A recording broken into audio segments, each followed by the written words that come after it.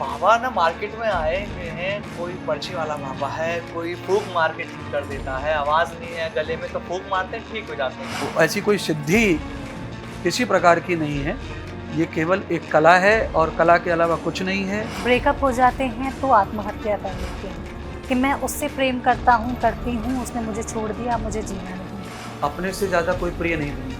अगर हम अपने से ज़्यादा प्यार किसी को दिखा रहे हैं तो वो केवल झूठा है, बकवास है, उसमें फ्रॉड है। लिव इन रिलेशनशिप को किस दृष्टि से लें?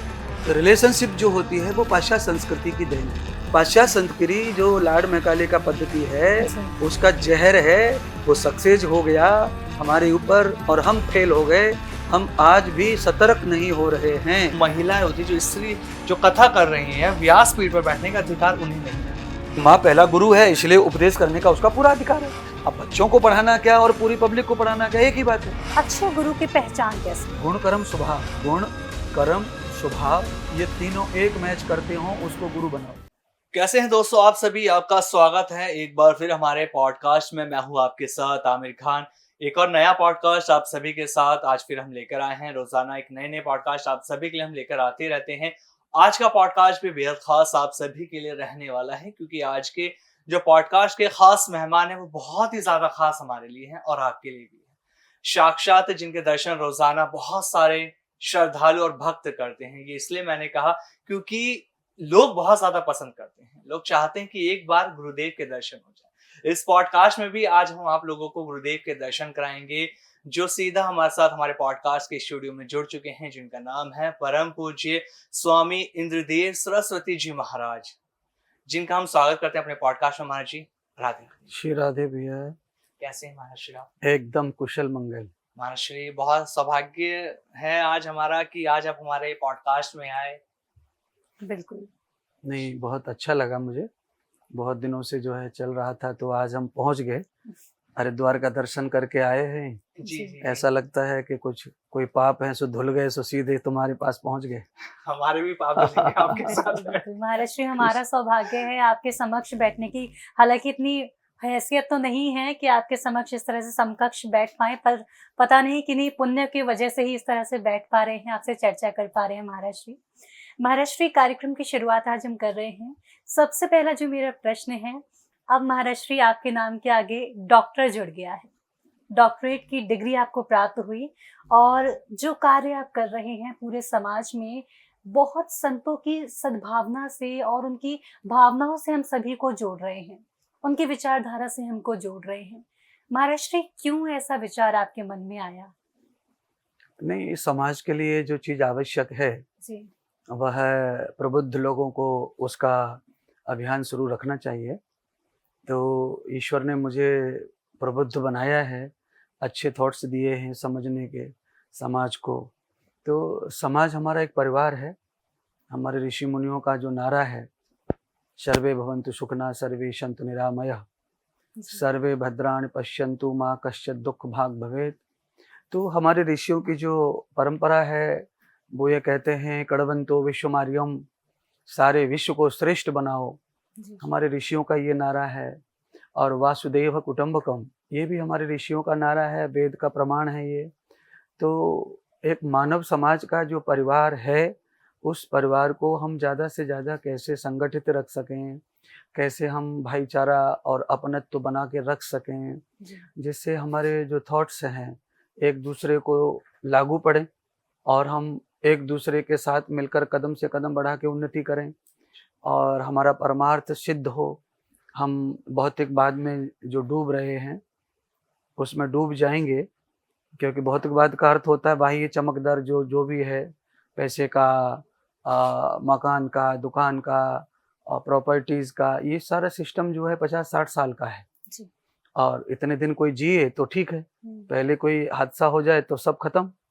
तो ऐसी स्थिति में हम लोग ये बताना चाहते हैं, सभी साधु संतों का जो पहले से चला आ रहा है उसी को हम आगे बढ़ा रहे हैं।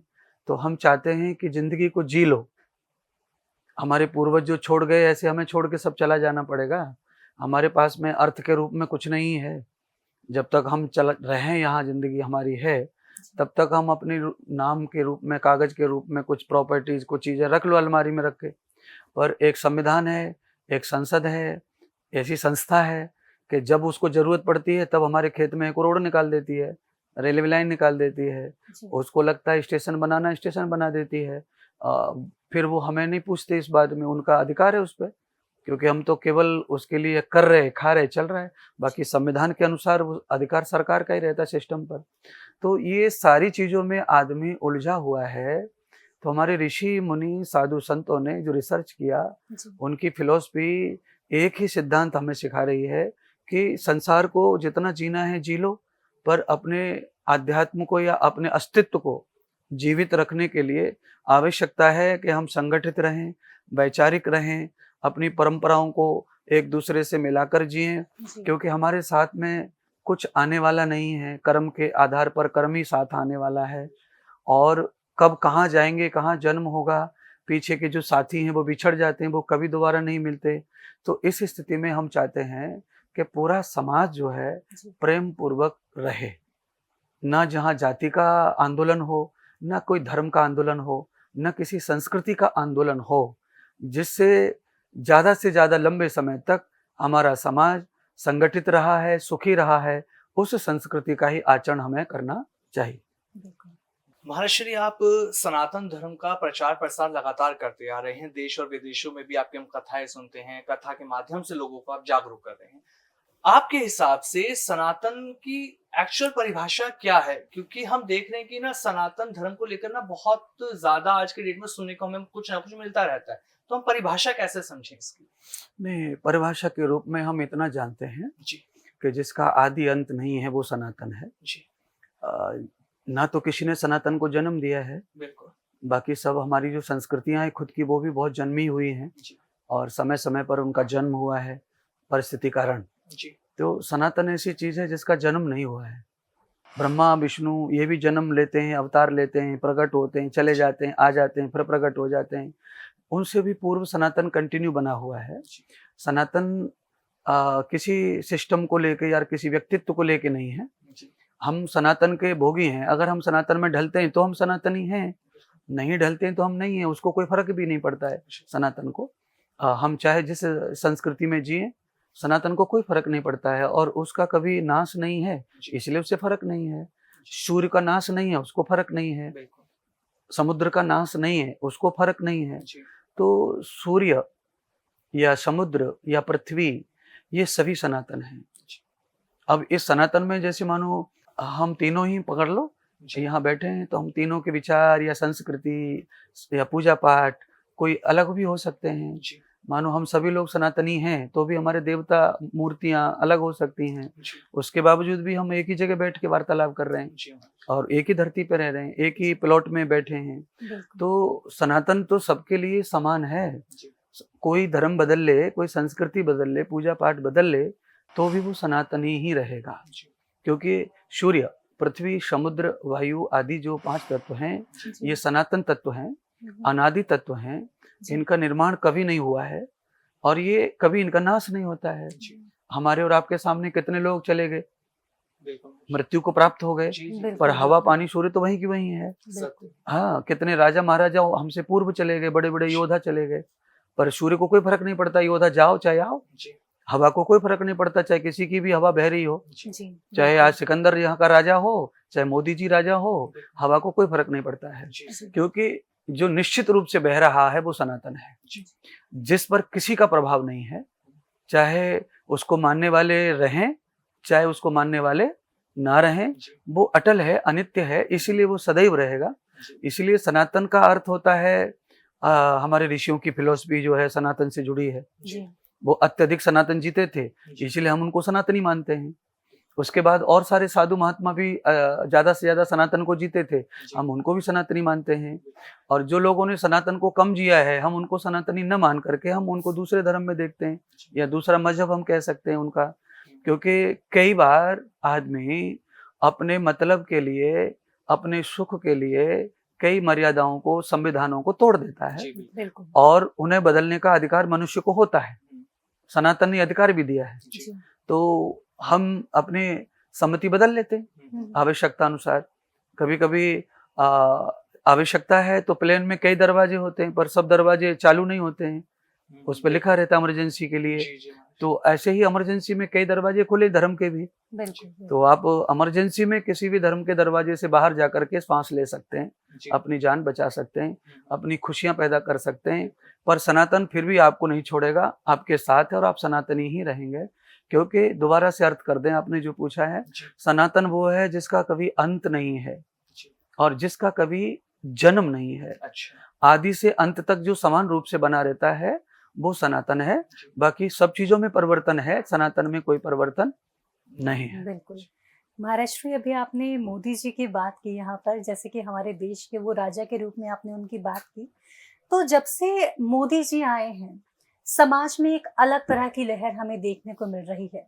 वो इसलिए भी क्योंकि वो बहुत धार्मिक, आध्यात्मिक हैं, पूजा पाठ से जुड़े हुए हैं। और जब से उन्होंने अपने धर्म को और भी ज़्यादा अंगीकार करना शुरू किया है, पूजा पाठ में दिखना शुरू किया है, पूरा युवा भी बहुत ज़्यादा पूजा पाठ की ओर जा रहा है। तो देश के राजा का आध्यात्मिक होना क्या युवाओं के लिए आध्यात्म के और रास्ते खोलता है? नहीं, ये मोदी जी जो है ना प्रभावित है थोड़ा जी संस्कृति से। जी बाकी हमारे प्रधानमंत्री जैसे अटल बिहारी जी थे, जी वो बहुत प्रभावित थे इन चीजों से। जी उसके पहले हमारे शास्त्री जी थे, जी। वो खूब प्रभावित थे इन चीजों से। चौधरी चरण सिंह जी थे, वो बहुत प्रभावित थे ये आर्य समाज से, जी सनातन से, वैदिक धर्म से। जी। तो आदमी की शिक्षा और संग कैसा रहा, जी उनका ज्यादा टाइम किस चीज में बीता, उसके आधार पर उनका चिंतन और सोच पैदा होती है। तो जब हमारी सोच इस प्रकार की पैदा होती है तो हम उसी प्रकार का जीवन जीते हैं और उसी प्रकार की जीवन से दूसरों का दर्शन करते हैं। जी। जब हम इस तरह का दर्शन करते हैं तो हमारे लिए कोई छुआछूत या छोटा बड़ा या धर्म अधर्म या पक्षपात ये शेष नहीं रह जाते। फिर उनकी महानता उसी चीज से देखी जाती है और उनका परिणाम, उनका फल उन्हें प्राप्त भी होता है। वो एक दिग्गज, एक महान, एक योद्धा बन के समाज में प्रस्तुत होते हैं, जी। उससे समाज को पूर्णतः लाभ होता है। जी हाँ, दूसरी बात यह है कि मध्यकालीन में सनातन के नाम से दुनिया भर के संस्कृतियों का जन्म हुआ है। जी। उन्होंने भी सनातन को साइड में किया है और एक छोटा सा सनातन अपना लेकर के कि ये भी सनातन का अंग है, ये भी सनातन का अंग है, जी ऐसा करके बहुत सारे संस्कृति बदली हैं बिल्कुल जो बिल्कुल। हिंदू ही है, हम्म, समझ लीजिए। जी जी हाँ, मैं इस्लाम का नाम लूं, क्रिश्चियन का नाम लूं, वो तो अलग ही छोड़ दीजिए। हम तो हिंदुओं में भी कितनी सारी संगठन है, जी, बहुत अलग अलग पंथ हैं। अलग अलग जी। हैं। अभी नानक जी का बनाया हुआ पंथ है, जी नानक जी ने पंथ बनाया। उसके बाद हमारे कबीर जी ने एक पंथ बनाया। तो कबीर जी ने पंथ बनाया नहीं था पर उनके अनुयायियों ने बना लिया उसको, जी। अलग कर लिया सिस्टम में, अलग बातें, अलग विचार। और कबीर जी का जो विचार है, सोच है, वो ऐसी निराकार सोच थी उनकी। वो थोड़ा मंदिर में, मूर्ति में, चावल में, दिया, इनमें थोड़ा श्रद्धा नहीं रखते थे। जी जी ईश्वर के साथ में वो तालमेल सीधा रखते थे और वो मनुष्य को भी वही सिखाना चाहते थे। वैदिक धर्म से प्रभावित थे वो भी, जी उस तरह का उनका नॉलेज है। और उनके जो दोहे हैं, दुनिया का कोई कथाकार, कोई प्रवचनकार, या मैं कहता हूँ इस्लाम के मस्जिद में मौलवी, कोई ऐसा नहीं जो कबीर जी के दोहे ना बोले। बिल्कुल बिल्कुल। उनका उदाहरण देना ही पड़ता है सबको। बिल्कुल जी क्यों देना पड़ता है? क्योंकि पक्षपात रहित जो ज्ञान होता है वो हमेशा चलेगा जी। और वो स्पष्ट होता है। उसमें कोई धर्म, कोई जाति, कोई मजहब नहीं आता है जी और उसमें कोई व्यक्ति नहीं आता है। वो केवल एक मानव समाज का संदेश है, जी। वो सबके लिए है और वो हमेशा व्यक्ति को जिताता है। ऐसे ही हमारे नानक जी की बात मैंने कही आपसे, फिर मैंने जैन धर्म की बात कही, फिर जी। मैंने बौद्ध धर्म की बात कही। जी ये सारे संगठन ही हिंदुओं के हैं। पर हिंदू जो है वो एक अपनी सभ्यता है, जी। सनातन धर्म की प्रभावी संस्कृति मानी जाती है हिंदू धर्म। पर सनातन धर्म का प्रभाव हिंदू धर्म में बहुत ना के बराबर ही रह गया है। जी। ये सारी चीजें बहुत अलग अलग चली गई हैं और बहुत सारे समय परिस्थिति अनुसार बहुत सारे बदलाव बीच बीच में आते रहे। राजाओं के द्वारा, आतंकियों के द्वारा, माफियाओं के द्वारा चीजों को बदला गया। शास्त्रों को, शास्त्र जिन्हें हम कहते हैं, उनकी थ्योरी भी बदली गई, उनकी परिभाषाएं भी बदली गई। बहुत सारी चीज आज तक हमारे साथ जुड़ी हुई हैं जिनको हम सनातन और वैदिक धर्म का ही अंग मानते हैं। पर वो ना सनातन का धर्म बताती हैं, ना वैदिक धर्म का संग बताती हैं। जी। पर उसी श्रेणी में उनकी पूजा हो रही है और उनको मान्यता भी वैसी प्राप्त है। समाज उस पर जी रहा है क्योंकि परिवर्तन समाज में समय समय पर मनुष्य के द्वारा होता रहता है। महाराज जी, जिस तरह से हम देखते हैं, जब एक कथावाचक जब व्यासपीठ पर जाते हैं तो उनका उद्देश्य होता है कि व्यासपीठ से लोगों को धर्म के लिए जागरूक करना। लेकिन आज के डेट में हम जो देख रहे हैं ना, जो व्यासपीठ की मर्यादा, लोग उसको भूलकर कुछ कथावाचक ऐसे हैं जो वहां से ना प्रचार प्रसार धर्म का ना करते हुए लोगों का करते हैं। जी बिल्कुल। या पॉलिटिक्स की बात कर लीजिए, किसी और चीज का, तो ये कितना सही है हमारा जी? नहीं, जैसे मानो हम कथा में महापुरुषों का ही व्याख्यान करते हैं कथाकार। जी पहले जो कोई महापुरुष अच्छे पुरुष हो गए, अच्छी नारियां हो गई हैं, या कोई दुर्जन पुरुष स्त्रियां हो गई हैं, नेगेटिव और पॉजिटिव दोनों विचारधारा का नाम कथा है। जी दोनों प्रकार के रोल हैं उसमें कथा जी में। जी अगर कृष्ण है तो कंस है, बिल्कुल। राम है तो रावण है। जी तो ये दोनों का पक्ष रखना है। अच्छा। हाँ, दोनों का पक्ष रखते हैं। ऐसी स्थिति में समाज के कोई प्रबुद्ध सामान्य लोग आ जाते हैं जी तो उनकी स्तुति करना भी धर्म ही है अच्छा। व्यासपीठ से, क्योंकि ईश्वर ने उनका हाथ पकड़ा हुआ है, जी इसीलिए वो मंत्री जी बने हैं, जी इसीलिए वो इतने बड़े राज्य पे या देश पे शासन कर रहे हैं, हुकूमत कर रहे हैं। वैसे उनका कोई अधिकार नहीं था पहले, हाँ जी इतने लोगों ने चुन के दिया उनको। तो इससे ये समझ में आता है कि ईश्वर का उनके ऊपर हाथ है। अच्छा। ईश्वर ने जब हाथ पकड़ा है तो हमको चाहिए कि हमें उनकी सपोर्ट करना या स्तुति करना, ये हमारा कर्तव्य बनता है। जी जी क्योंकि परमात्मा ने जिसको पकड़ा है उसकी आलोचना करके और न सम्मान करके भी हम क्या कर लेंगे उसका? बिल्कुल महाशय। हम कुछ नहीं कर सकते हैं जी क्योंकि जिसका रखवाला परमात्मा है उसका मारने वाला दुनिया में कोई नहीं, बिगाड़ने वाला भी नहीं है। तो उसमें बुद्धिमता यही है कि समाज के प्रबुद्ध और सम्मानीय कोई लोग हैं, परिचय जिनका है, जी अगर उनका आगमन कथा में होता है या वो कथा में जुड़े हुए हैं तो उनकी स्तुति दो शब्दों से उनका सम्मान जरूर हमें अच्छा करना चाहिए। तो ये एक हो गया, पर ये नहीं है कि हम पूरी कथा को महिमा मंडित करके उनके ऊपर ही गाते रहें, वही चीज, और हर जगह पे उनका ही नाम लेते रहें कथा में बार बार। तो ये एक तरह की चापलूसी हो गई है, चाटुकारिता है, ये उचित नहीं है बिल्कुल भी।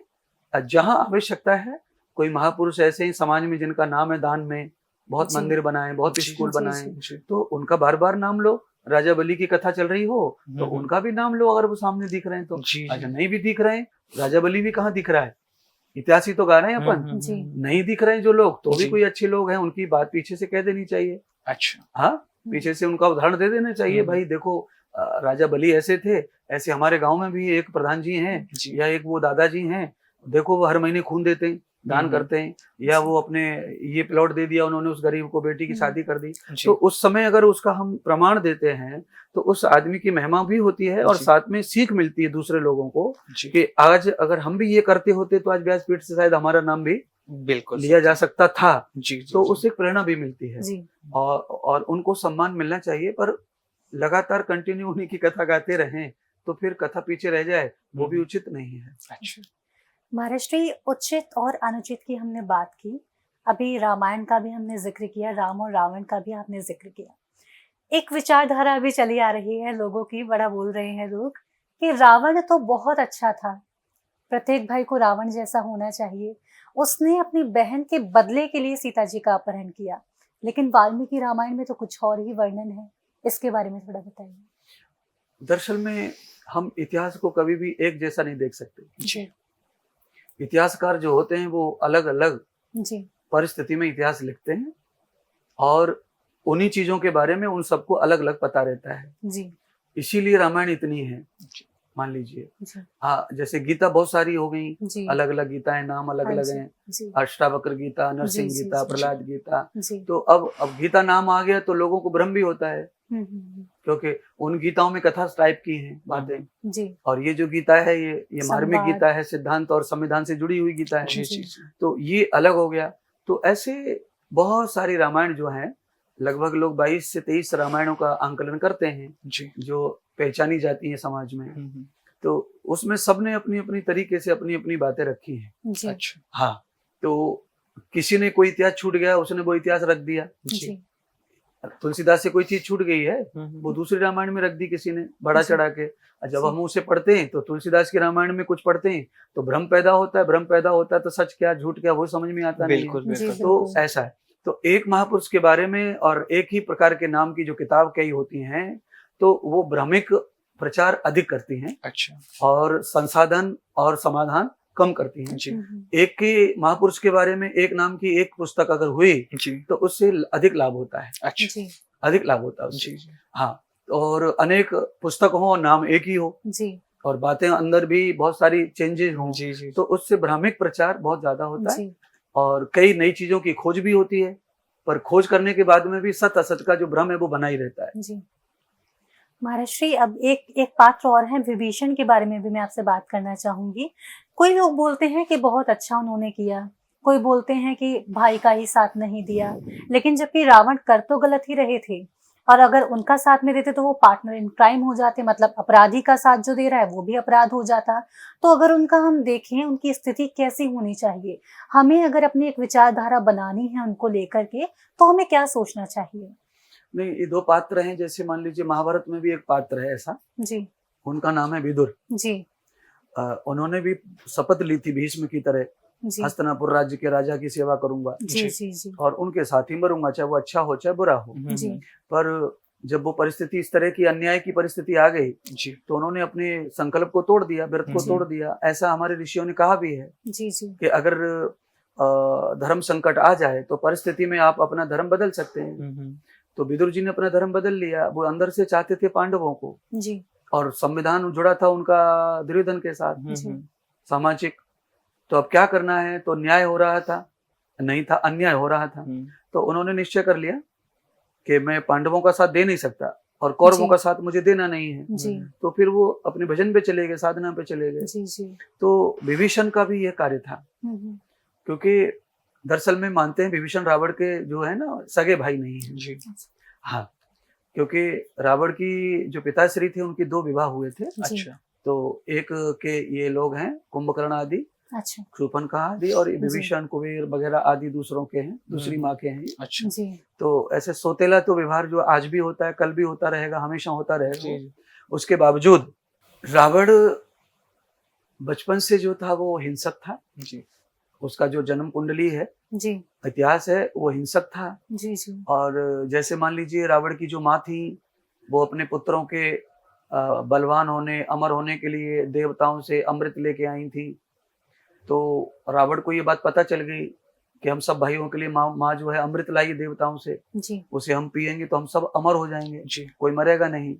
तो माँ ने लाके वो रखा, और माँ जब सो गई, सुबह पिलाना था, तो रात में चुपचाप उठा के सब पूरा पी गया। जी जी सारे भाइयों का घात यहाँ किया उसने। जी तो उसकी नाभि में अमृत जो था वो देवताओं का दिया हुआ, उसकी माँ के द्वारा पिया हुआ छल का अमृत पिया था उसने। जी जी इसीलिए फिर विभीषण को जो चीजें मालूम थी वो बातें राम जी को संकेत किया था उन्होंने जी कि भाई ये सब तुम मर रहे हो पर ये नहीं मर रहा है। तो हाँ, उन्होंने हाँ। कहा ऐसा ऐसा हो गया था बचपन में। हम्म, तो आप इससे अंदाजा लगा सकते हैं कि ये बचपन की इतिहास है। तो अपने भाइयों के साथ उसका व्यवहार इस तरह का था, जी यानी कि वो अकेला ही रहना चाहता था। अपने भाइयों को वो इस तरह नहीं चाहता था कि वो मेरी बराबरी करें या वो जिए सब, जी मैं ही जीऊं और सब मरें। जी तो उसकी सोच में जब वो नपुंसकता रहती है, कड़वापन रहता है अपने भाइयों के प्रति, और वैसे कहा गया है कि भाई जो होता है वो बिल्कुल पिता जैसा समान होता है। बिल्कुल तो उतना दर्जा बाकी भाइयों ने तो रावण को दिया था, पर रावण ने अपने छोटे भाइयों को वो प्यार, वो अनुराग और वो वफादारी नहीं दी थी। अच्छा तो उसका साथ जिनको देना था धर्म और भ्रातृचार्य के कारण वो दिया। विभीषण के सिद्धांत में वो बातें नहीं आई तो उसने साथ नहीं दिया। नहीं दिया तो उससे लाभ ये हुआ कि एक तो विभीषण जो है धर्मात्मा लोगों में, न्याय पक्ष में गिने गए, इतिहास उनका बदल गया। बिल्कुल बिल्कुल और दूसरा ये है कि उन्हें बिन मांगे राज्य प्राप्त हो गया, धन प्राप्त हो गया, सब जी। प्राप्त हो गया, उन्हें मांगना नहीं पड़ा, जी क्योंकि उसने छिना लिया था रावण ने सब, लात हम्म, मार के निकाल दिया था, देश निकाला दे दिया था। जी तो वो सब चीजें प्राप्त हो गई उनको। और भगवान उस समय दयालु न्यायकारी भी थे, और मुझे लगता है भगवान की उस समय जरूरत भी थी कि सहायता होनी चाहिए भगवान की, राम जी जी की, क्योंकि उस जी परिस्थिति में थे वो। तो विभीषण ने एक अच्छे नागरिक होने का फर्ज निभाया, जी जी ना कि उन्होंने विश्वासघात किया रावण के साथ। अच्छा जी हाँ, विश्वासघात रावण के साथ तभी हो सकता है जब कोई काम छुप के हो या बिना बताए हो। अब वो तो बिल्कुल खुल्लम खुल्ला शामिल होकर के हुआ है। जी जी और हम जब किसी पार्टी में शामिल हो गए तो फिर छल कपट भेदभाव ये सभी जो नीतियां हैं वो धर्म बन जाती हैं गीता के अनुसार। जी हाँ, महाराज जी, अगर हमें धर्म और अध्यात्म के रास्ते पे चलना है या किसी को कथावाचक बनना है तो ये कहा जाता है कि आपको सब कुछ त्यागना होता है और आपको ब्रह्मचारी बनना होता है अगर आपको कथावाचक बनना है। तो ये सत्य है या ये नहीं? नहीं ये सत्य है। इसके बारे में थोड़ा आप हमें नहीं समझाइए। ये प्योर सत्य है, और इस सत्य को हम वहां से जाने जहां से कथा शुरू हुई है। जी ठीक है, तो श्रीमद् भागवत की कथा से शुरू कर लें या सब पुराणों से शुरू कर लें। बिल्कुल। इसके सभी रचयिता व्यास जी हैं हाँ जी जी। और इसके वक्ता व्यास जी हैं, जी जी जिन्होंने इसका प्रचार प्रसार किया, जी। दुनिया तक लाए ये। वैसे ब्रह्मा जी ने भी कथा गाई है, शिव जी ने भी गाई हैं, जी पर दुनिया तक नहीं ला पाए वो। जी। उनको नॉलेज था इन चीजों का और वो इसको मानते और व्याख्यान करते थे अपने घरों में। पर भगवान व्यास जी जो हैं उन्होंने इसका विस्तार किया है। अच्छा। हाँ, तो इसका विस्तार किया है तो उन्होंने अपने पुत्र को भी पढ़ाया भागवत अच्छा। और सूत जी को भी शिष्य बनाया उन्होंने। जी। तो सुखदेव और सूत जी दोनों साथ में पढ़ते थे भागवत, दोनों ही ब्रह्मचारी थे, जी। दोनों ब्रह्मचारी थे। हम्म। अच्छा, उसके बाद या उससे पहले हम्म। भगवान श्री राम है, भगवान श्री कृष्ण हैं, उन्होंने अध्ययन किया, वो भी ब्रह्मचारी थे। जी। आपने भी कॉलेज की, आप भी ब्रह्मचारी थे, ठीक है। जी। तो कोई भी शिक्षा का जो मेडल है, कोई भी शिक्षा का जो ग्राउंड है, वो ब्रह्मचारी का ही है। अच्छा। भागवत से अलग भी जाए तो, जी जी जी। क्योंकि हमारी प्रथम अवस्था जो है वो ब्रह्मचर्य अवस्था है, जी। उसी में विद्या काल है, बिल्कुल। शिक्षा दीक्षा उसी में लेनी है आपको। चाहे आप जी, जी, इंजीनियर जी। बनो, चाहे पत्रकार बनो, आप सही बात। चाहे जर्नलिस्ट बनो, जी। आपको क्या बिल्कुल। बनना है बनिए, कथाकार बनना है कथाकार बनो, पर आपको ब्रह्मचर्य आपकी विद्या से जुड़ा हुआ सब्जेक्ट है। क्योंकि विद्या विद धातु से बनती है, ब्रह्मचर्य भी विद धातु से बनता है, वेद भी विद धातु से बनता है, विज्ञान भी विद धातु से बनता है। तो इनका धातु एक ही, विस्तार होना। जी। विद विद्या धातु का मतलब होता है विस्तार, जिससे होता है लगातार, उसको विद्या कहते हैं, जी। उसी को वेद कहते हैं और उसी जी। को ब्रह्मचर्य कहते हैं। तो ये आवश्यक है सभी विद्यार्थियों के लिए। जी जी। हाँ, तो जब आप ब्रह्मचर्य और विद्या में निपुण हो जाते हैं तब आप दूसरे आश्रम के योग्य बनते हैं। अच्छा। चाहे आप संन्यास लें, जी। चाहे आप गृहस्थ लें, आपको जो भी प्रिय आश्रम, उस आश्रम में आप जाएं, पर आपको अधिकार तभी मिलता है जब आप ब्रह्मचर्य और विद्या में निपुण हो जाएं, जी। साक्षक हो जाएं, समर्थवान हो जाएं, तब आपको ये मिलता है। आप जर्नलिस्ट हैं, पत्रकार हैं, आपका ये काम है, आप इसी से खा कमा रहे हैं। जी। कथा करने वाले उससे खा कमा रहे हैं, अपना परिवार पाल रहे हैं, पोष रहे हैं, जी। उनका वो विषय है। तो है शिक्षा ही दोनों, जी। तो दोनों का धर्म भी सेम ही है। जी जी। जी भाषांतर है, आपकी भाषा संस्कृत नहीं है, जी वो भाषा संस्कृत है। बिल्कुल। हाँ, तो पुराने काल से तो ऐसे ही पढ़ते आ रहे हैं सब लोग। जी विद्यालय में, गुरुकुलों में जो बच्चे पढ़ते हैं जी। वो ब्रह्मचारी भी रहते हैं, लंगोट जी, भी जी। पहनते हैं, चोटी भी रखते हैं, जी। क्योंकि भागवत आदि हिंदू धर्म में ही पढ़ाई जाती है ना। जी। तो वहाँ पे निशान भी हिंदू धर्म के, यज्ञोपवीत हुआ, तिलक हुआ, चोटी हुई, तो इस तरह का निशान होता है, तो वो जी। उस तरह को पहनते हैं, जैसे मान लीजिए। जी हाँ, दूसरे किसी धर्म में बच्चे पढ़ते हैं तो वो अपने धर्म का चिन्ह लगा के पढ़ते हैं। बिल्कुल। तो सब धर्मों में अपना अपना एक कोई चिन्ह है, उस जी, चिन्ह के जी, साथ ही वो लोग जीते हैं, उसी से वो अध्ययन काल हो या जो भी हो, उसका एक कोड रखते हैं। तो प्रत्येक कथाकार को ब्रह्मचर्य का पालन विद्या काल में करना ही चाहिए, क्योंकि संस्कृत भाषा तो ब्रह्मचर्य के बगैर आती नहीं है। बाकी भाषाओं का आगमन बिना ब्रह्मचर्य के भी हो जाता है, जी। पर संस्कृत भाषा ऐसी है जो साधना से ही और तप जप से ही आती है और ओज और तेज से ही आती है, क्योंकि उसका जो अध्ययन है वो बहुत गहन होता है। व्याकरण अक्षरों से, मात्राओं से, तन्मात्राओं से चलता है, बाकी किसी भाषा में व्याकरण नहीं होता है इस तरह का। जी जी। संस्कृत भाषा का जो व्याकरण होता है वो धातु पे चलता है।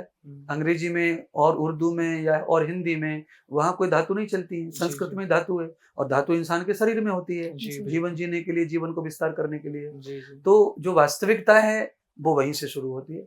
और मैं तो प्रार्थना करूंगा, आपने सवाल किया है तो आज के जो बच्चे हैं भागवत आदि जो सीख रहे हैं वो बिल्कुल जो है ब्रह्मचर्य वाले नहीं हैं, वो बिल्कुल स्कूल कॉलेज की तरह ही साधारण जीवन जीते हैं और अपाहिज जीवन जीते हैं, बिगड़ेला जीवन जीते हैं, और पूरे मोबाइल सोशल मीडिया पे अब पूरा ज़्यादा से ज़्यादा फॉलोअप करते हैं, और कोई भी अच्छी बुरी चीज़ से परहेज नहीं करते हैं, और भागवत सीख भी रहे हैं और भागवत कर भी रहे हैं। आगे चल करके ये उचित नहीं होगा, और इस तरह के व्यवहार से आपका धर्म का लोप हो जाएगा, आपका धर्म चला जाएगा, आप हिंदू के रूप में जाने नहीं जाएंगे, क्योंकि आपकी व्यवस्थाएं जब कमजोर हो जाती हैं तो आपका धर्म भी खत्म हो जाता है।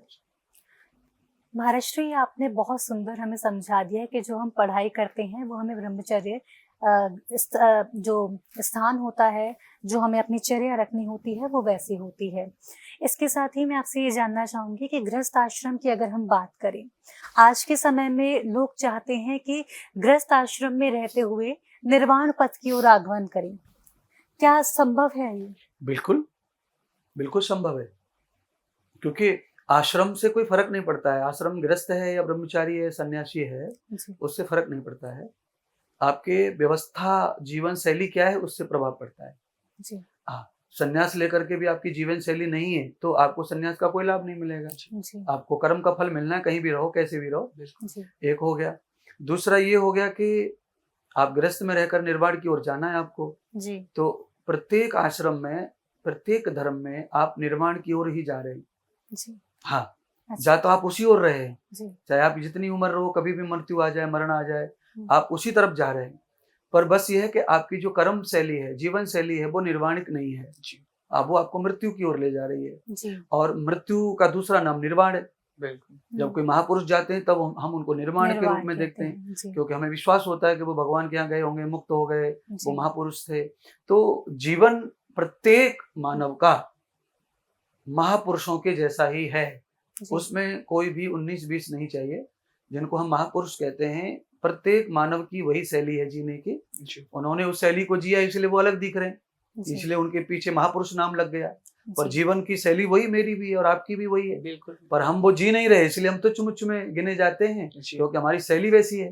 जी तो हमारा निर्माण जो है संभव नहीं है। जी मर जाएंगे, फिर पैदा हो जाएंगे, फिर कोशिश करेंगे। जी तो गृहस्थ आश्रम में रह करके आदमी को निर्वाण की ओर जाने का अधिक चांस है, जी क्योंकि जी एक जी इसको पूरा कर दें। जी जी गृहस्थ में क्या है, बहुत सारे दरवाजे खुले निर्वाण के। हाँ गृहस्थ में आप सेवा करके जा सकते हैं, अपने परिवार को अच्छी तरह पोषण करके भी आप निर्वाण की ओर जा सकते हैं। बिल्कुल। आपने परिवार में एक व्यक्ति का भी कल्याण कर दिया, निर्वाण कर दिया, उसे अच्छा बना दिया, तो आप भी उसकी तरफ फिर भी जा रहे हैं निर्वाण की ओर। बिल्कुल। तो दान गृहस्थ में होता है, पूजा गृहस्थ में होती है, साधु संतों का आगमन गृहस्थ में होता है, और साधु संत महात्मा वीर योद्धाओं का जन्म गृहस्थ में होता है। सन्यासी तो जन्म किसी को दे नहीं सकता। बिल्कुल। सन्यासी जन्म दे भी देगा तो संस्कार का देगा, विचारों का देगा, किसी को विचारों से महान बनाने की कोशिश कर सकता है, पर अपने शरीर से निर्माण करने का कार्य गृहस्थ का है। इसलिए गृहस्थ आश्रम को भी उतना महत्व दिया गया है, क्योंकि गृहस्थ का काम है अच्छी संतान का निर्माण करना।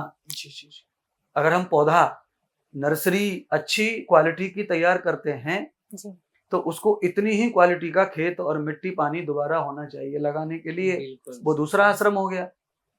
तो दूसरा आश्रम में अगर जाएंगे तो पहले नर्सरी का आश्रम जो गृहस्थ है वह उत्तम क्वालिटी का होना चाहिए। तो उसके लिए हमारा पहला आश्रम सभी का एक ही है, ब्रह्मचर्य आश्रम। ब्रह्मचर्य आश्रम को जो उत्तम कला से जी लेता है, उसका गृहस्थ आश्रम उत्तम ही होता है। इसीलिए हमारे सनातन धर्म में बचपन में, यानी कि पहली अवस्था में ही आदमी को व्यायाम करना सिखाते हैं, ध्यान करना सिखाते हैं, यज्ञोपवी, जनेऊ या जो भी धर्म का अपना अपना चिन्ह है वो दान करते हैं बच्चों को, वो सिखाते हैं। सबसे पहले खाना पीना बोलना चालना सिखाते हैं। क्यों सिखाते हैं? क्योंकि भविष्य में उन्हीं से ही आदमी का निर्माण होना है। बिल्कुल। हाँ, तो इसीलिए हमारे यहाँ परंपरा पहले से रही है कि आप 5 वर्ष की आयु में, 6 वर्ष की आयु में पाठशाला में जाइए, वहाँ गुरु की शरण में रहिए, वहाँ पे आप एक चिन्हों को, धर्मों को निभाइए, और वहाँ पर आप समस्त कलाओं में निपुण होकर के फिर बाहर आइए, और फिर गृहस्थ में जाइए, समाज की सेवा कीजिए। गृहस्थ का कार्य पूरा हो जाए फिर आप वानप्रस्थ में जाइए। वानप्रस्थ में जाकर पुनः तैयारी कीजिए अपनी बॉडी की, फिर से बॉडी को तैयार करो, फिर संन्यास लो। अच्छा। हाँ, तो रिपीटिशन है। एक बार बॉडी मन बुद्धि आपने जो तैयार किया था वो गृहस्थ में खत्म हो गया। हाँ बिल्कुल। मान लीजिए, उसके बाद वानप्रस्थ का काम यही है। हाँ, वानप्रस्थ का काम है वन में जाइए और फिर से अपने आप को रेडी कीजिए, क्योंकि अब आपको बुढ़ापे में जाना है, बुढ़ापा अंतिम अवस्था है। तो जैसे बचपन में हम जवानी के लिए तैयारी करते हैं, तो जवानी हमारी खत्म हो गई, अब बुढ़ापा आया, तो हमें अब बुढ़ापे में बीच की जो अवस्था वानप्रस्थ की है, उसमें हमें बुढ़ापे की तैयारी करनी चाहिए, बल तैयार करना चाहिए, बुद्धि तैयार करनी चाहिए, उससे हमारा निर्माण होता है। इसीलिए हमारा अंतिम आश्रम है संन्यास आश्रम। वाह जी, बहुत सुंदर आपने बात बताई, क्योंकि ना धर्म को लेकर ना लोग जागरूक नहीं है पूरी तरीके से। अगर मैं आपसे, महाराज जी, अगला सवाल मैं ये जानना चाहता हूँ, हम खुद से खुद का जो संबंध है वो कैसे मजबूत करें ताकि हमारा जो मार्ग है जीवन का वो सही रहे हमेशा? मैं हमेशा सबसे कहता हूँ, आपके सवाल का जवाब भी इसमें है जी। मैं हमेशा सबसे कहता हूँ कि अपने से ज्यादा कोई प्रिय नहीं दुनिया में। सत्य। हाँ, दुनिया में कोई भी प्यार ऐसा नहीं है जो अपने से अधिक हम किसी को करें। बिल्कुल बिल्कुल, कोई प्यार नहीं है ऐसा जी। हाँ, अगर हम अपने से ज्यादा प्यार किसी को दिखा रहे हैं तो वो केवल झूठा है, बकवास है, उसमें फ्रॉड है। जी। हाँ, क्योंकि हम अपने से अधिक प्रेम किसी को कर ही नहीं सकते, कोई सवाल ही पैदा नहीं होता है। न बच्चे को, न पत्नी को, न पति को, न पैसे को, जी। न किसी को, परमात्मा को भी नहीं।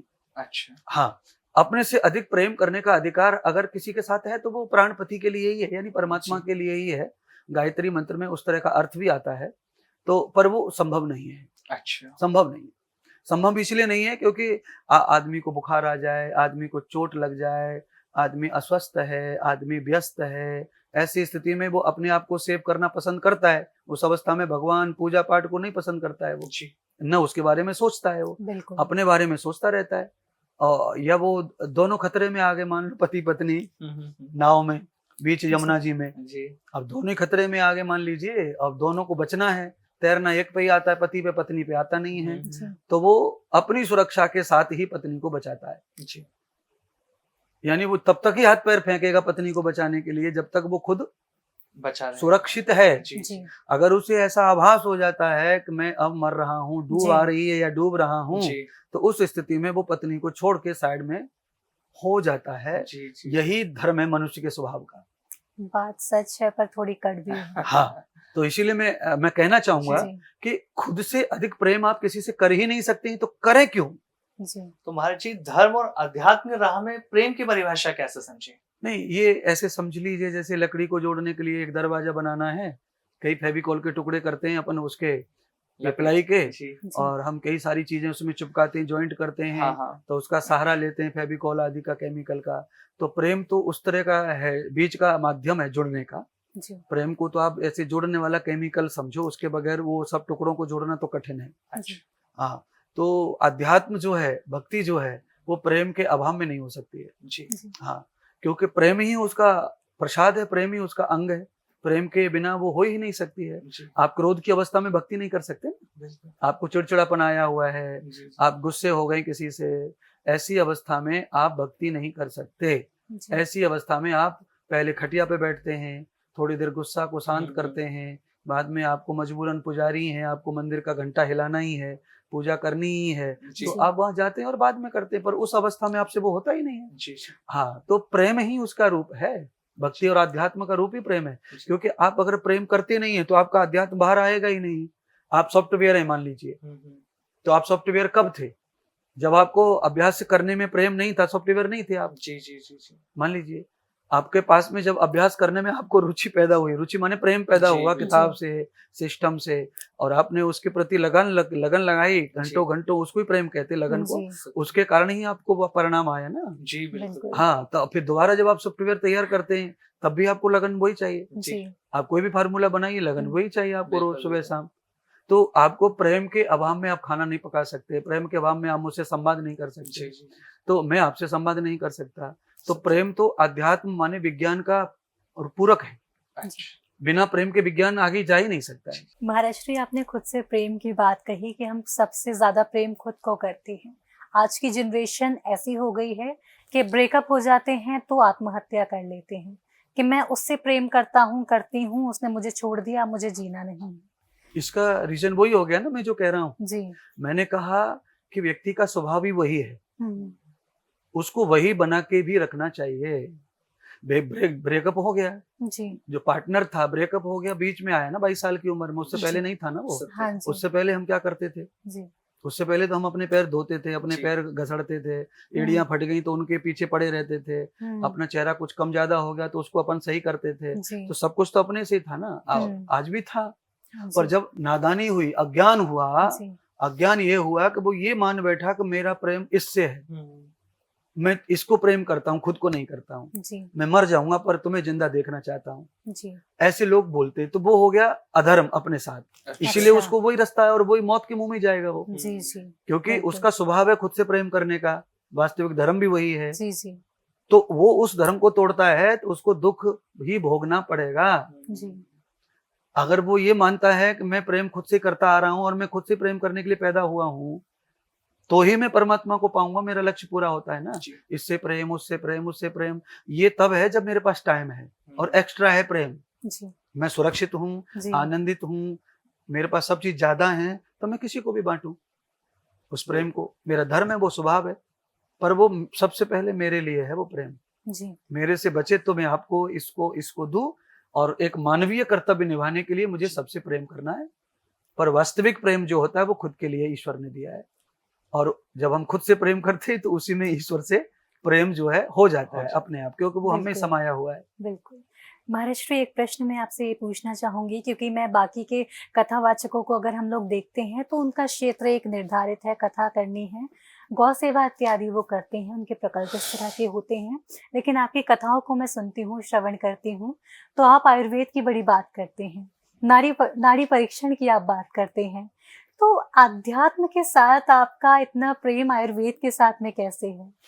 नहीं, अध्यात्म और आयुर्वेद अलग नहीं है दोनों जैसे। जी हाँ, क्योंकि आयु का अर्थ तो प्राण है, जी और वेद माने विज्ञान। जी तो प्राणों का जो विज्ञान है वो आयुर्वेद है, जी और अध्यात्म का जो विज्ञान है वो भी वेद ही है, और वेद से जी। दोनों का जन्म हुआ है। जी तो दोनों पूरक है एक दूसरे के।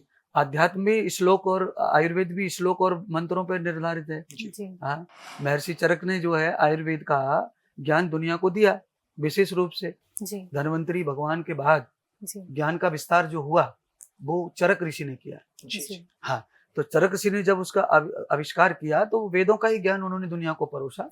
उन्होंने वेदों से रिसर्च कर करके सब चीजें लाए। तो इसलिए अध्यात्म में और आयुर्वेद में अंतर नहीं है। और जब मैं गुरुकुल में पढ़ा हूँ तो मेरा तो दोनों पे ही पकड़ ज्यादा है। बाकी कथाकारों का पठन पाठन गुरुकुलों में हुआ नहीं है। जी बाकी जो कथाकार हैं वो तो जी। या तो अपने पिताजी से सीखे हैं या किसी कथाकार से सीखे हैं। तो पर्सनल उनकी अपनी सीखने की जो परंपरा है वो एक ने एक से सीख लिया, 4-5 ने किसी सीख लिया, या कोई पाठशाला टाइप है जहाँ विशेष रूप से खाली कथा सिखाई जाती है। मेरा ऐसा नहीं है। जी हाँ, मैंने पूर्ण रूप से विद्या पढ़ी है। जी मैंने इतनी विद्या पढ़ी है जिसमें वेद आता है, दर्शन आता है, उपनिषद आते हैं, व्याकरण आता है। जी तो मेरा तो विषय पूर्वक होके पढ़ाई करते करते मैं आया हूँ। जी और मेरे लिए कथा महत्वपूर्ण नहीं है। जी मेरे लिए महत्वपूर्ण है संस्कृत का ज्ञान, जी और उसके आधार पर ही मैं कथा सुनाता हूँ। जी। तो मेरे विचार वैदिक और मेरे विचारों में बाकी कथाकारों के विचारों में थोड़ा फर्क है। जी। शब्द शैली सबकी अलग होती है, पर विचारों में भी बहुत फर्क है। मैं मान- अलग प्रकार का उद्देश्य लेकर जी। कथा सुनाता हूँ। बाकी लोग कथा को कथा की तरह उद्देश्य लेके ही सुनाते हैं। तो सबका अपना अपना उद्देश्य होता है, पर मेरा उद्देश्य समाज के लिए कथा जी। लेकर अलग है। जी महाराज जी, जब हम भक्ति की बात करते हैं तो लोगों के अंदर जो अभी भ्रम ही पैदा हुआ कि भक्ति का मतलब है मंदिर जाना, पूजा पाठ करना। लोगों ने इसको भक्ति माना हुआ है। एक्चुअल में भक्ति क्या है जिससे हमारा कल्याण हो सके?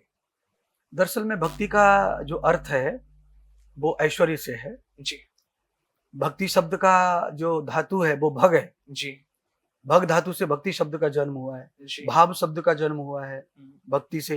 जी। और गायत्री मंत्र में एक शब्द आता है भर्गो देवस्य, जी तो उसका जन्म भी ऐश्वर्य से ही हुआ है। तो भक्ति एक ऐश्वर्यशाली कर्म है जी जिसमें आयु, विद्या, यश, बल ये सब बढ़ता है। तो वो कोई भी कर्म ऐसा हो जिसमें आयु, विद्या, बल बढ़े, वही भक्ति है। जी उसमें मंदिर जाने की कोई बात ही नहीं है, मस्जिद जाने की कोई बात ही नहीं, बिल्कुल गुरुद्वारा जी। जाने की बात ही नहीं है। ये तो केंद्र समय के साथ बने ना। जी पहले तो भक्ति हो रही थी ज्यादा। बिल्कुल जी। बिल्कुल। भाई पहले तो ऋषि मुनियों के चित्र दिख रहे हैं ना। हाँ। हमें चित्रों का निरीक्षण हो रहा है ना। जी। काल्पनिक भी होंगे चित्र, बिल्कुल तो भी बिल्कुल। वो इसीलिए बनाए जाते हैं। कल्पना भी तभी की जाती है जब वो चीजें दुनिया में कहीं होती हैं, जी। तब उसकी कल्पना भी होती है। बिल्कुल बिल्कुल। अकल्पनीय कोई चीज अगर है तो वो दुनिया में नहीं होगी तो है। हम्म, ऋषि मुनियों के चित्र हमें देखने को मिलते हैं, उनकी फिलॉसफी हमें देखने को मिलती है। तो वो किसी मस्जिद मंदिर में जाते नहीं थे। जी पतंजलि किसी मंदिर मस्जिद में नहीं गए, बिल्कुल। कणाद गौतम किसी मंदिर मस्जिद में नहीं गए, समझिए, क्योंकि उस समय ये चलन ही नहीं था। जी जी जी हाँ, तो ये चलन जब आया है तब लोग वहां जा रहे हैं, जी क्योंकि समय के साथ परिस्थितियां बदलती हैं। बिल्कुल सत्य। हाँ, समय ऐसा आ गया जैसे अब आप समझो कि clinic clinic clinic clinic clinic clinic, doctor doctor doctor, अब कॉलेज कॉलेज कॉलेज कॉलेज हो गए। आप हर तीसरे बच्चे को पूछ लो क्या कर रहा है, डॉक्टरी पढ़ रहा हूँ, जी, डॉक्टरी पढ़ रहा हूँ। क्या करेगा भैया डॉक्टरी पढ़ के? है, हर आदमी बीमार होगा, डॉक्टरी इतने डॉक्टर हैं। हम्म, और हर आदमी को पूछ लो इंजीनियर बन रहा हूँ, कितनी कार बनाएंगे, किसके लिए बना रहे हो भाई कार? से है, कई देशों में तो कारों का बनना बंद हो गया, खरीदना बंद हो गया, जरूरत पूरी हो गई, 5-5 कार एक आदमी पे हैं, बिल्कुल है। तो खड़ी करने को नहीं है तो बंद हो गया काम। पुरानी कार वहां बिकती नहीं है, सीधी जी। कटती है। हाँ। जी ठीक है कि नहीं? तो इंजीनियर, डॉक्टर डॉक्टर, तो क्या करेंगे इसका? इतना सब करके करेंगे क्या? जी एक सीमा तक काम ठीक है, तो इंसान बनने का प्रयत्न कब करना? 50-60 वर्ष के बाद। हाँ, तो जब आप इंसान रहेंगे नहीं तब आप इंसान बनना चाहेंगे। जी तो इसी मुसीबत से आदमी दुखी और परेशान और कलेश में पड़ा हुआ है। इसीलिए उसके लिए मार्ग है ये मंदिर, जी। मस्जिद, जाओ, हाजिरी लगाओ, भगवान खुश हो जाएंगे। पर ये कभी लेकिन संभव होने वाला नहीं है। लोग अटेंडेंस जैसी लगा रहे हैं, अपना जा रहे हैं। उनको बताया गया है कि धर्म को बचाना है कैसे भी करके। लोग तो अधर्मी हो गए ना पूरी तरह। जी तो धर्म बचाना है तो चलो भाई ऐसा कर लो, कम से कम चिन्ह तो बचा रहे हैं धर्म का। लेकिन महाराज जी इतनी भक्ति करने के बाद भी मन की शांति तो नहीं हो पाती है ना। नहीं, मन की सिद्धांत- शांति कैसे होगी? नहीं, सिद्धांत के बगैर मन की शांति नहीं होगी ना। मना सत्येन शुद्धति विद्या तपोभ्याम भूतात्मा। तप और विद्या के अध्ययन से आत्मा को तप बल मिलता है, जी। आत्मा बलवान बनती है। बिल्कुल। और सत्य के आचरण से मन जो है उसको शांति मिलती है। हम्म। हाँ, मन को चाट पकौड़ी खिलाने से शांति मिलती है 7-8 मिनट। उसके बाद में तेज ज्यादा पानी पूरी में तेज चलेगा मसाला जी तो फिर वो रसगुल्ला ढूंढता फिरता है। तो वो समस्या है ना मन की। तो जी जी तो ये क्षणिक है सब। जी तो चिर शांति जो आप चर्चा कर रहे हैं ना, हाँ। वह शांति के लिए सूत्र है ये। मनः सत्येन शुद्धति विद्या तपोभ्याम भूतात्मा बुद्धिर ज्ञानेन शुद्धति ही। तो ज्ञान जो आदमी को, विवेक जो है वो बुद्धि की शुद्धि करता है। पानी जो है वो शरीर के बाहरी अंग की शुद्धि करता है। जी विद्या और तप आत्मा की शुद्धि करता है। और सत्य मन की शुद्धि करता है। जी हाँ, मंदिर, मस्जिद, गुरुद्वारा ये सत्य है ही नहीं, तो ये शुद्धि कैसे करेंगे, मन को शांत कैसे करेंगे? बिल्कुल। जी वो तो प्रपंच ही है ना मंदिर। वो तो हम अपने लालच के लिए वहां जा रहे हैं। नहीं, वो प्रपंच है जैसे। जी हाँ, जो आप प्रपंच कर रहे हैं, जो कर रहे हैं, लीला चल रही है ना, जिसमें हाँ। आप तंग है, तो वो भी उसी का एक अंग ही है ना। वहां पर जी। भी प्रपंच ही है। जी आपको फूल ले जाना है, वहां पे प्रसाद ले जाना है, फिर वहां कोई मंत्र बोलना है, जी जी फिर वहां पंडित जी से आपको कुछ करवाना है। तो ये कर्म क्रिया हो गया ना, ये तो हाँ, प्रपंच ही हो गया ना। तो वहां पर आपको क्षणिक शांति तो मिलेगी क्योंकि वो केंद्र है ऊर्जा का। जी जी तो वहां आपको क्षणिक शांति तो मिलेगी, पर आपको उतनी ही मिलेगी शांति जितनी देर आप जैसे एसी में बैठे हैं, तो आपको गर्मी से निजात मिल रहा है। जी पर आप बाहर जाएंगे तो गर्मी लगी तो मंदिर में से बाहर जाएंगे तो आप उसी श्रृंखला में फिर से पड़ेंगे जिससे जिसमें आप बैठे आए थे। हैं। बिल्कुल तो वो बिल्कुल सत्य। उतनी देर के लिए ही है। महाराज सत्य, मन के साथ सत्य का जुड़ाव अगर होगा, सिद्धांत भक्ति में आ गया, तो फिर आप कहीं भी हैं दुनिया में, पर आप शांति हैं। मन की जी शांति। क्योंकि सिद्धांत से शांति का संबंध है, जी एक्टिविटी से, इन चीजों से शांति का संबंध नहीं है। बिल्कुल, बिल्कुल। ये तो सब उद्विग्न, उत्तेजना खड़ी करने वाली चीज है ना। भाई मंदिर जाना है, ये भी एक उत्तेजना ही है। जी आदमी फिक्र है ना इस बात की, बिल्कुल जी वो चिंता में लगा है। सुबह सही बात। दादी अम्मा जो कमंडल लेके जाती हैं रोजाना, डाल्टी सी लटका के जाती हैं लेके फूल फूल, उनको चिंता रहती है, पूरे घर को बताती फिरती हैं, बहू संभालना है जरा, तू चाय बना देना बेटे के लिए, और बच्चे को स्कूल भेजना है, मैं लेट हो गई, मंदिर जाना है, मुझे मंदिर जाना है। तो पूरे घर को बता के, हल्ला मचा के, ऐसे टेंशन लेके फिर मंदिर जा रहे हैं। और मैं जी। लेट हो गई। तो मंदिर जाने के लिए लेट कोई है नहीं, टाइम मंदिर का लेट होने का सवाल ही नहीं उठता जी है। जी परमात्मा हर समय मौजूद है मंदिर में भी। बिल्कुल जी तो ये सब चीजें जो है समय के साथ में मनुष्य के साथ जोड़ी गई हैं। आदमी जैसे जैसे अशांत होता चला जाएगा, उसके लिए ऐसे ही अल्प शांति वाले फार्मूले समाज में तैयार होंगे और वो उनसे ही जुड़ता चला जाएगा। अभी अगले 20 साल में आदमी मंदिर भी नहीं जाएंगे।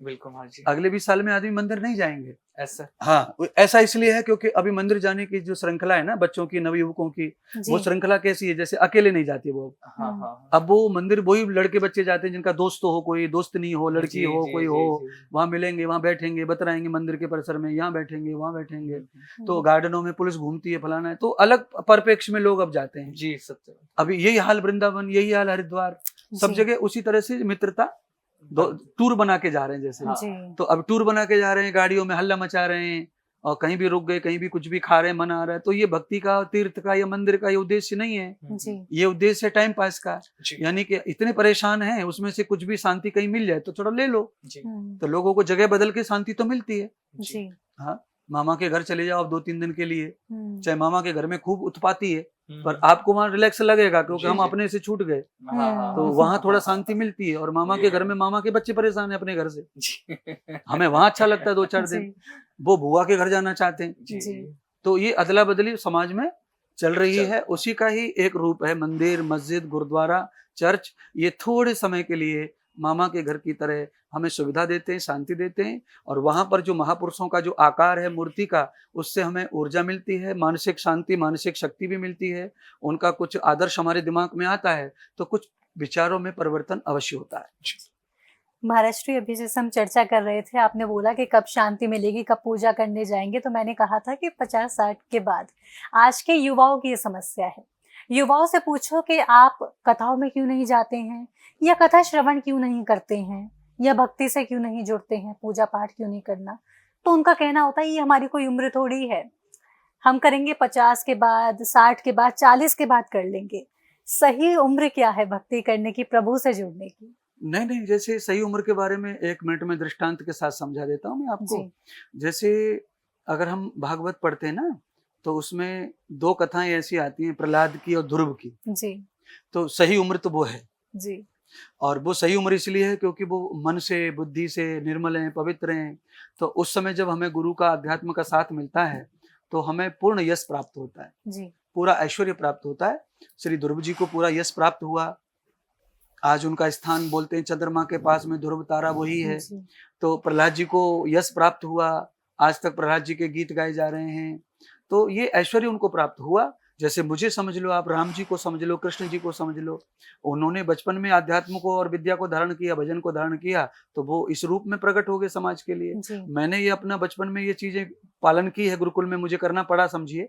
मैं नहीं चाहता हूँगा, बचपन में मुझे कोई ऐसी इच्छाएं नहीं होंगी करने की, जी, पर गुरुकुल की व्यवस्था में मुझे करना पड़ा मजबूरन। जी, पर मुझसे उसे करने से मुझे जो लाभ प्राप्त हुआ है, मैं आज यहाँ खड़ा हूँ, मेरा लेवल वहाँ है।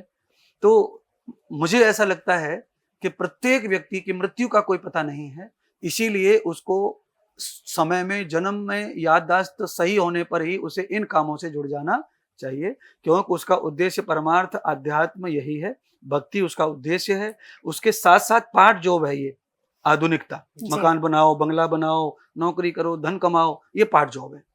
और पार्ट जॉब जो होता है उसका ये है कि है तो ठीक है, नहीं है तो नहीं है, जी, जी, पर उद्देश्य वो नहीं है हमारा। जी, बिल्कुल। उद्देश्य नौकरी करना, पैसा कमाना, ये उद्देश्य में नहीं आता है। हाँ, उद्देश्य तो है जन्म मरण से छुटकारा, और वो तभी संभव है जब हम जन्म के बाद उसके पीछे लग जाएंगे जी, काम पे। तो हमारा पहला जो वर्ष है, 5 वर्ष चुना गया है लेवल, वहां से शुरू, दीक्षा ले लें, वहां से मंत्र गुरु के सानिध्य में जाकर वहां अध्ययन करें, सीखें फिलोसफी को, और वहां से आगे बढ़ें। उसी के साथ में सब ज्ञान, वेदों के द्वारा सब ज्ञान आ जाता है, विज्ञान का ज्ञान आ जाता है, आपको क्या बनना है वो ज्ञान भी आ जाता है, लौकिक आप क्या करना चाहते हैं, धन कैसे कमाना चाहते हैं, वो ज्ञान भी गुरुकुल में मिलता है। सब वेदों में ही तो है सारा विज्ञान, सब चीज वहीं से मिलती है। जी, जी, इंजीनियर बनना है तो वेदों से बन सकते हो, डॉक्टर बनना है तो बन सकते हो, आपको जो बनना है वेदों में ही तो सब कुछ है। बिल्कुल। महाराष्ट्री, आप लिव इन रिलेशनशिप को किस दृष्टि से देखते हैं? आज की डेट में युवाओं में ना बहुत ज्यादा इसका चलन चल रहा है। नहीं, ये सोशल मीडिया का प्रभाव है। युवा तो जैसे जवान तो हम भी थे और हम भी हैं, आज भी जवान है हम तो, बिल्कुल महाराष्ट्री। ठीक है कि नहीं? और हम रिलेशनशिप में नहीं है बिल्कुल भी। जी, मेरा क्या नुकसान है? मैं तो प्रसन्न रहता हूँ, हर समय खुश सही रहता हूँ, बात है। तेज से भरा हूँ, होश से भरा जी, हूँ, बुद्धि विद्या सब है, काम हम्म। अच्छा चल रहा है ना मेरा। जी, जी। तो रिलेशनशिप जो होती है वो पाश्चात्य संस्कृति की देन है। अच्छा। हाँ, तो ये पाश्चात्य संस्कृति की देन है। सोशल मीडिया की वजह से सब लोगों में इसका क्रेज हो गया है, सबको पता चल गया इन चीजों का, शीघ्रता से परोसा गया है, तो सब लोगों में ये है। क्योंकि ये लॉर्ड मैकाले की पद्धति का एक अंग है। लॉर्ड मैकाले आया था भारत में आज से 500-700 साल पहले, जी। तो उसने ये शिक्षा पद्धति का बीज बोया यहाँ। अच्छा। हाँ, तो भारतीय संस्कृति को, भारतीय लोगों को खरीदा उसने, पैसे दिए, अपनी शिक्षा पद्धति को लाने के लिए कुछ भी किया उसने, और वो यहाँ शासन करना चाहता था, मुगलों के साथ आया था वो, पर वो यहाँ कर नहीं पाया, क्योंकि यहाँ पर ब्रह्मचर्य का और तपस्या का प्रभाव था उस समय। जी। लड़कियां शादी करती नहीं थी, लड़के लोग शादी नहीं करते थे पूर्व पहले। ऐसा जी, जी। 100 साल पहले हाँ जी। अगर 5-4 चाचा हैं तो उसमें से एक ही करता था, 4 चाचा वैसे रहते थे बिना शादी अच्छा। के। अच्छा, ऐसा परंपरा है हमारी। अच्छा, हाँ, तो हमारे यहाँ अगर कोई लड़की विधवा हो गई तो उसका विवाह दोबारा नहीं करते थे, जी। वो पूरी जीवन तपस्या से गुजारा, अपना जीवन जीती थी। जी, ये लॉर्ड मैकाले ने देखा, हाँ, हाँ। जी, जब देखा तो उसने ये निश्चय किया कि इस देश पे ज्यादा दिन कोई शासन कर सकता नहीं। नहीं है। हम्म, किसी को भी गुलाम बनाना है, किसी को भी थकाना है, परेशान करना है, तो उसे यही है कि चरित्रहीन बनाओ। अगर आप चरित्रहीन का आरोप किसी पे लगाते तो आप बड़े बड़े सेठ, साहूकार, मंत्री, प्रधानमंत्री को भी पटक सकते हैं नीचे जमीन पे। बिल्कुल। सही बात। तो उसने उस सिद्धांत को अपनाया शिक्षा में, तो वो शिक्षा का आज प्रभाव पूरा 100% है। जी। वही शिक्षा पढ़ाई जा रही है, उसी को हम पालन कर रहे हैं। हमारे देश के सभी प्रबुद्ध लोग उसी शिक्षा को लेके अपने आप को परोस रहे हैं और बच्चों को पढ़ा रहे हैं। तो वो शिक्षा में वही गुण है जी, जी। चरित्रहीनता का। वो ये कहते हैं कि लड़का लड़की समान है, उनको एक साथ रहने दो, उनका अधिकार समान है तो साथ ही रहने दो उनको। जी। पर हमारे ऋषि ऐसा नहीं कहते। जी, हमारे ऋषि ऐसा कहते हैं कि कन्या के बॉडी की एक्टिविटी अलग है, पुरुष की अलग है, तो जी। उनके विद्यालय अलग अलग होने चाहिए। तो हमारे यहाँ पहले से अलग अलग विद्यालय हैं। जी हमारे यहाँ सरकारी स्कूल भी अलग अलग है पहले से, कन्या जी, स्कूल जी। अलग और बिल्कुल लड़कों का अलग। जी जी। जी पाठशाला यानी कन्याओं की अलग होती थी। जी अब वो उस पे सरकार जब थी कांग्रेस की, तब उस पे बदलाव आया कानून में ना, जी जी तो जी, सब एक कर दिया गया। हाँ जी। एक कॉइड हो हाँ, जब एक कर दिया गया तो महर्षि दयानंद स्वामी सर लिखते हैं गया। सत्यार्थ प्रकाश में कि 16 साल के बाद बेटी को पिता के साथ, ब्याही के साथ नहीं रात में रहना चाहिए। अच्छा। हाँ, 16 साल की बेटी जब हो जाए तो पिता के साथ और भाई के साथ भी नहीं रहना चाहिए उसको। उनकी रिलेशनशिप में कितनी पवित्रता है, जी जी पर उनके साथ भी नहीं रहना चाहिए। माँ के साथ ही टाइम और अपने जीवन को, शरीर को बड़ा करना चाहिए। जी, जी। हाँ, क्योंकि इतने सारे आकर्षण बॉडी में होते हैं 16 साल के बाद कि वो कितने सारे जीवन 24 घंटे में हमारा जी, जी। संग आता है, हम झुकते हैं, नहाते हैं, खाते हैं, कपड़े बदलते हैं। तो आप कहाँ कहाँ क्या क्या करेंगे, कितना सोचेंगे, क्या नहीं करेंगे। तो आज की परिस्थिति क्या है आप जान नहीं रहे हैं। अब क्या पिता क्या भाई, बहुत ज्यादा लड़की के लिए चीजें ओपनली क्या बहन और क्या बेटी, सच जी। अब क्या बचा है, अब कुछ बचा ही नहीं आए सामने। दिन केसेस आते रहते हैं। हाँ जी, हाँ जी। तो ये पाश्चात्य संस्कृति जो लाड मैकाले का पद्धति है, जी उसका जहर है, वो सक्सेस हो गया हमारे ऊपर और हम फेल हो गए। हम आज भी सतर्क नहीं हो रहे हैं जी और अब हम किसी से लड़ नहीं सकते, बच्चों से। जी माता पिता सब दुखी हैं, परेशान हैं, लड़ नहीं सकते, बोल नहीं सकते। जैसा जिनको रहना है रहो। जी जी हाँ, तो अब संस्कृति क्यों ऐसी हो गई है, क्योंकि 15 साल पहले माता पिता भी रिलेशनशिप में ही थे। आज उनके बच्चे जो हो गए वो 15 साल के हो गए। जी जी अब वो रिलेशनशिप में तो माता पिता का उनके पास पावर ही नहीं बोलने का, बिल्कुल इंटरफेयर नहीं कर पाते। कर ही नहीं पाते। ये अब ऐसी संस्कृति है 60%। जी 15 साल पहले जो माता पिता जिस तरह का जीवन जी रहे थे, आज उनके बच्चे किस तरह के हो गए, बड़े हो गए तो वो उसी तरह के हो गए। जी। माता पिता फेस भी नहीं करते उनको और कुछ कह ही नहीं सकते। बिल्कुल तो वो अब डबल हो गए ना, माता पिता भी हो गए, बच्चे भी हो गए, तो वही वही दिखता है अब समाज जी में। जी जी हाँ, तो लोग उसके बगैर एक दिन भी पढ़ना पसंद नहीं करते। अब कॉलेज में वो होना ही होना, बिल्कुल उसके बगैर पढ़ ही नहीं सकते आप। पढ़ाई ही नहीं हो रही, आदमी डिप्रेशन में चला जाता डायरेक्ट। क्योंकि किसी भी चलन के साथ आप चलते हैं तो ही बचेंगे। जी अगर वो चलन छोड़ा तो आप डिप्रेशन में जाएंगे, टेंशन में जाएंगे, टॉर्चर होंगे, आपको ब्लैकमेल करेंगे, आपको कुछ और कोई भी चीज बढ़ेंगी आपके साथ। तो वो एक ऐसा गंदा पॉइंट है, जी वो अच्छा नहीं है।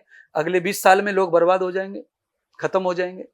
रिलेशनशिप की तो बात छोड़ो, लोग शादी ही नहीं करेंगे। जी, जो जी। आज चालू हो गया, शादी नहीं कर रही लड़कियां, जी लड़के बिल्कुल, शादी नहीं कर रहे इसी बिल्कुल चीज से। बिल्कुल मान लीजिए चलन चल रहा है। हाँ, चलन का मतलब ऐसा है कि लड़का ये जानता है कि कोई लड़की फ्रेश नहीं है। लड़के को ये अपने भ्रम है, बिल्कुल और भ्रम इसलिए है क्योंकि वो रोज वही देखता है। तो इसलिए मैं शादी क्यों करूं, किससे करूं। लड़की यही सोचती है, जब वो अच्छी होती है तो वो ये सोचती है कि मैं शादी करूं तो किससे करना। दोनों तरह के लोग हैं। हाँ, शादी वो लड़की वो नहीं करना चाहती, फिर बिना शादी के ठीक है ना, जब ऐसे ही मिलेंगे तो सब। सही बात है। ऐसा है ना। अभी भाई इसके साथ 10-20 लड़कियों का संबंध है, रिलेशनशिप है, और उसका कोई महत्व ही नहीं है तो है, नहीं है तो नहीं है। संस्कार हमारे खराब हो गए पूरी तरह हाँ, से। तो ये संस्कार खराब होने का कारण ये है लाड मैकाले की शिक्षा पद्धति, जो आज बोर्ड, अनेक बोर्डों के रूप में पढ़ाई जाती है, उसको लालच दे करके पढ़ाई जा रही है वो। क्योंकि आपको विदेश में जाना है तो आपको यही पढ़ना पड़ेगा, विदेश में नौकरियां करनी है तो आपको यही पढ़ना पड़ेगा, जी। और आपको इंटरनेशनल आदमी बनना है तो आपको यही पढ़ना पड़ेगा। मैं केवल इतना जानता हूं कि भीम अर्जुन इंटरनेशनल हैं या नहीं। बिल्कुल है। सही बात। अमेरिका में हम जाएं तो कौन कृष्ण को नहीं जानता, बताओ चलो। जी जी राम को कौन नहीं जानता भाई। तो ये तो नहीं पढ़े थे इस भाषा को। बिल्कुल। अच्छा, मैं अमेरिका में जा रहा हूँ, लंदन में जा रहा हूँ, कथा कह के आ रहा हूँ, मेरे फॉलोवर्स हैं, तो मैं तो नहीं पढ़ रहा उस विषय को, ना मैं उसे उस बोर्ड में पढ़ा हूँ, ना जी, मैंने जी। आईसीआईसी बोर्ड पढ़ा है, ना सीबीएसई बोर्ड पढ़ा है। जी ठीक है कि नहीं। तो आदमी की क्वालिटी होनी चाहिए इंटरनेशनल होने के लिए, बल्कि भाषा नहीं होनी चाहिए। सत्य। और गर्व आपके होना पास चाहिए अपनी संस्कृति बिल्कुल पर। आपकी भाषा क्या है, जी आप अंग्रेजी नहीं जानते हैं तो उनके साथ वार्तालाप करने में आपको डिस्टर्ब होगा, जी ठीक है, पर उनको भी तो हमारी भाषा नहीं आती ना, तो हम कहाँ कम हुए। बिल्कुल सही बिल्कुल सही बात बात। हैं? समझने की भाई जरूरत हम है, कहाँ कम देखिए। हुए बताइए ना। हमारी भाषा उनको आती नहीं है, बिल्कुल बिल्कुल उनकी सत्य भाषा है। हमें समझ में आ रही है। हम बोल नहीं पा रहे, मान लीजिए हम नहीं पढ़े तो अंग्रेजी, हाँ हाँ पर हमें समझ में आता है, इतना तो जानते हैं। जी वो जी तो पर समझ हमारी नहीं भाषा तो पा वो रहे। समझ भी नहीं सकते, बिल्कुल। बोल भी नहीं सकते, पढ़ भी नहीं सकते। हम तो पढ़ भी सकते हैं जी किताब। जी जी जी तो ये बात है। तो भाषा के ऊपर आदमी इतना पगला चुका है, अपने बच्चों को जो माँ को शिक्षा देनी चाहिए वो फ्री होगी, वो देती नहीं। पिता को देनी चाहिए, वो फ्री हो गया, वो देता नहीं। डायरेक्ट स्कूल में ठूस देते हैं 3 साल 2.5 साल के बच्चे को। जी। तो अब आप बताइए, जो पिताजी माताजी कहना सीखता नहीं, उससे पहले वो लाड मैकाले को पढ़ता है, तो वो क्या करेगा? वो कैसे ब्रह्मचारी रहेगा? जी। अब बोलो, आप मोबाइल में पॉर्न वीडियो इतने रहते सामने ही खड़े हैं, बताओ। और चौथी 5वीं क्लास का बच्चा ऑनलाइन पढ़ता है, जी जी। तो वो कैसे बचेगा किसी चीज से? उसको क्या नहीं चाहिए? सब कुछ तो चाहिए उसको। जी जी। तो उसके लिए तो वो सब खेल है, उसीलिए महत्व भी नहीं उसका। बिल्कुल महाराज। हाँ, पहले महत्व होता था, एक नारी सदा ब्रह्मचारी, कितना बड़ा महत्व ये। जी। यानी नारी के साथ रह के भी ब्रह्मचर्य खत्म नहीं होना, पति के साथ रहना है, रिलेशन भी रखना है, तो भी तपस्या सेम है।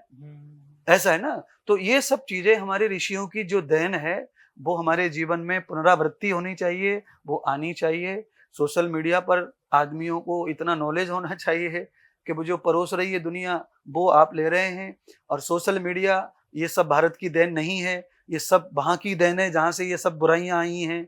ये सब व्हाट्सएप वहीं से आया है, फेसबुक वहीं से आया है, ट्विटर वहीं से आया है, इंस्टाग्राम वहीं से आया है, और सारे वीडियोस वहीं से आए हैं। और वहां से आए हैं तो अब यहाँ उसकी पढ़ाई लोग पढ़ चुके हैं। सभी लोग मैकेनिक हो गए, सब सॉफ्टवेयर हो गए, तो अब यहाँ भी बनाते हैं, यहाँ भी चलाते, कंपनियां खोल के बैठे हैं।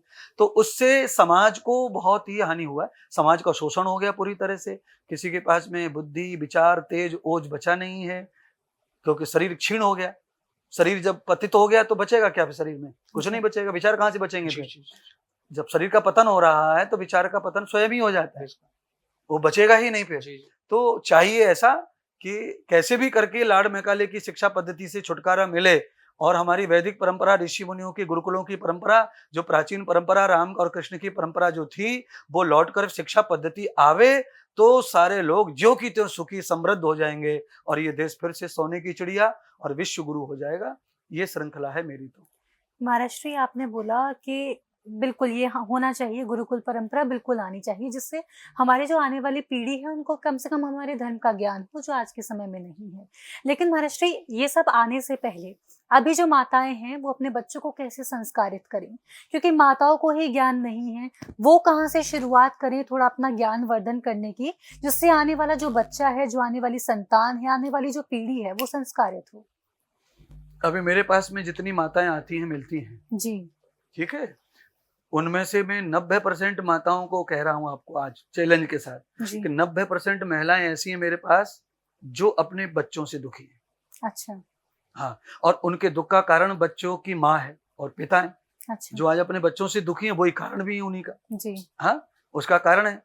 कारण ये है क्योंकि किसी का बच्चा अमेरिका में नौकरी करता है, उसने गाड़ी घोड़े बंगले सब कर लिए। जी। अब मेरा बच्चा अगर ये हिंदी मीडियम में पढ़ेगा, अगर उत्तर प्रदेश बोर्ड से पढ़ेगा, तो मेरा बच्चा अमेरिका नहीं जा सकता है। तो वो अमेरिका भेजने के लिए बच्चे के लिए चूड़ी बेच देती है, गले का हार बेच देती है, पर वो एडमिशन कॉन्वेंट में ही कराती है उसका। तो ये जो होड़ है अमेरिका लंदन भेजने की पैसे की, उस होड़ के कारण बच्चों की संस्कृति हो गई खत्म। अब वो माँ बाप के ही नहीं बचे। अमेरिका जो चला गया वो माँ बाप का बचा ही नहीं ना, उसकी जिंदगी वहीं हो गई, पैसा हो गया, सब हो गया, पैसे भेज दिए उसने, मकान बना दिया। अब मकान में थोड़ी माँ बाप सुखी रह सकते हैं। माँ बाप को हाथ दुखेंगे, कमर दुखेगी, माथा दुखेगा, बीमारी सताएंगी, बुढ़ापा आएगा।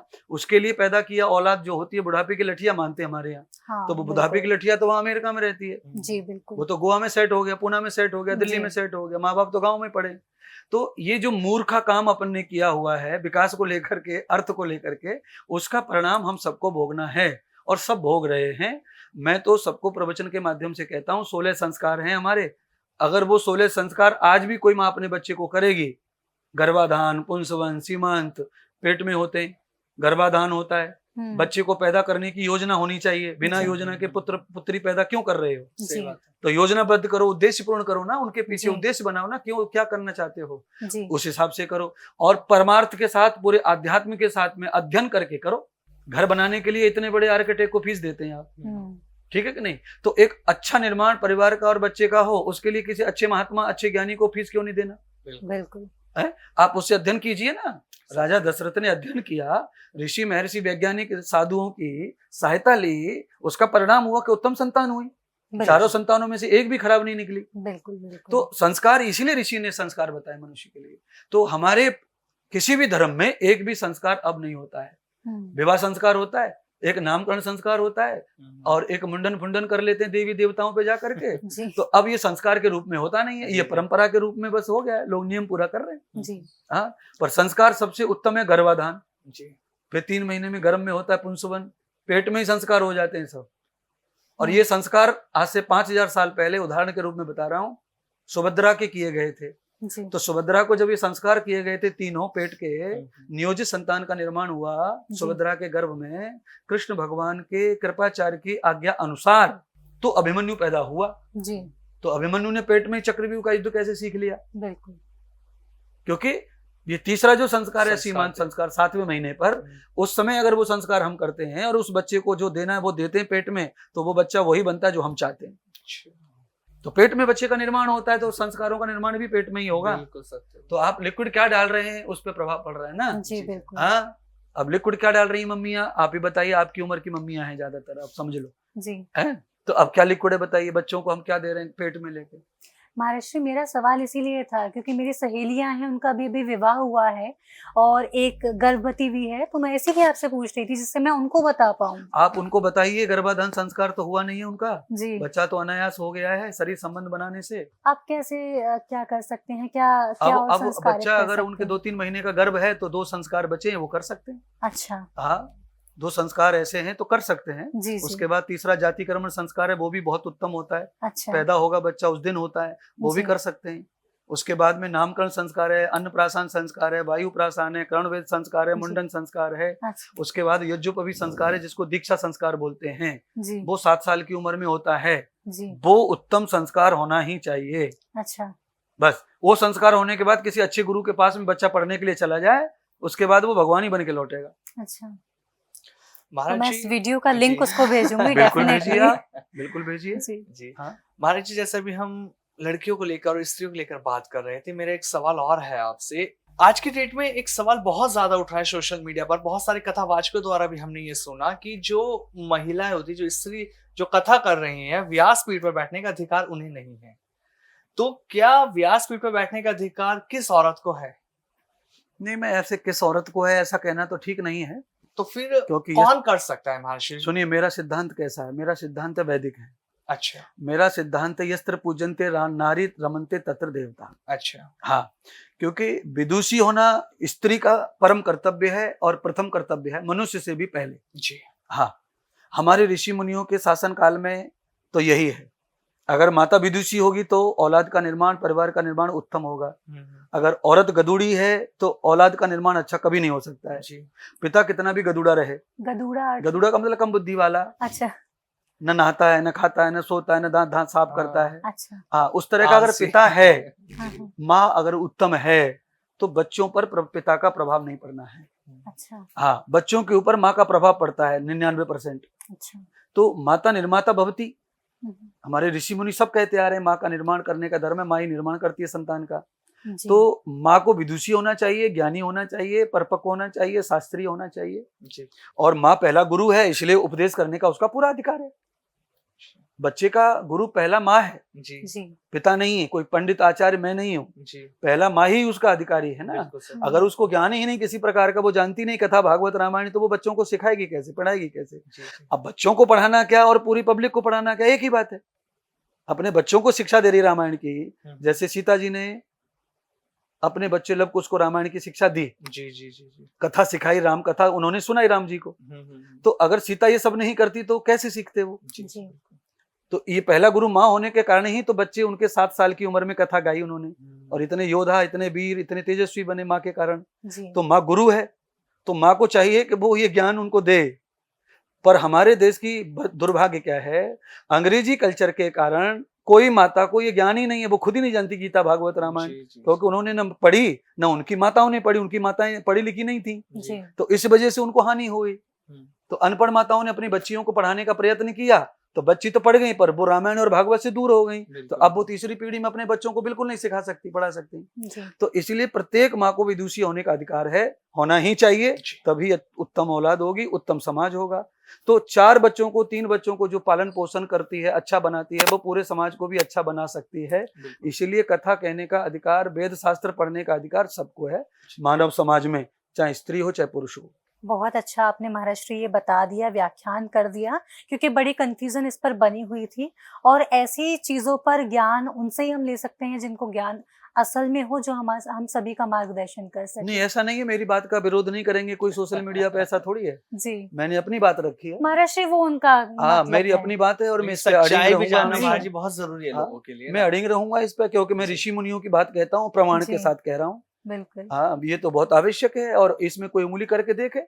जी। हाँ, इसमें कोई छेड़छाड़ करे हाँ हाँ कि ये गलत है और हम इसका विरोध करते हैं, जी। स्त्री को कथा नहीं करनी चाहिए, तो बहुत लोग विरोध कर रहे हैं। जी। उनके कारण रीजन है अलग अलग, किस हम्म। रीजन से वो कर रहे हैं विरोध। उनके पास रीजन घुमा फिरा के पीरियड्स का आता है। सबसे उनको ज्यादा बस वो यही सबसे वो ज्यादा, मानसिक हाँ। धर्म को बस लेकर के जी, बैठे जी, हुए जी। रहते हैं।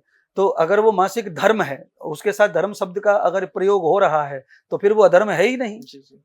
स्त्री की महिमा उसी से जानी जाती है, उसी से संसार होना है, बिल्कुल तो सत्य फिर है। उसमें कोई बात ही नहीं है ना किसी प्रकार की। दूसरा बात क्या है, मलमूत्र से शरीर पूरा भरा हुआ इंसान का भी। हाँ हाँ इंसान कौन सा मलमूत्र से कहाँ प्रयोग में है। जी। जी। तो हमारी माताएं बहनें कथा वथा करती होंगी, कोई करती हैं, तो वो अपना इस तरह का नियम धर्म पालन करती होंगी। जी बिल्कुल। वो भी तो ज्ञानी है ना इस तरह की, बिल्कुल वो बिल्कुल। भी तो जानती है ना।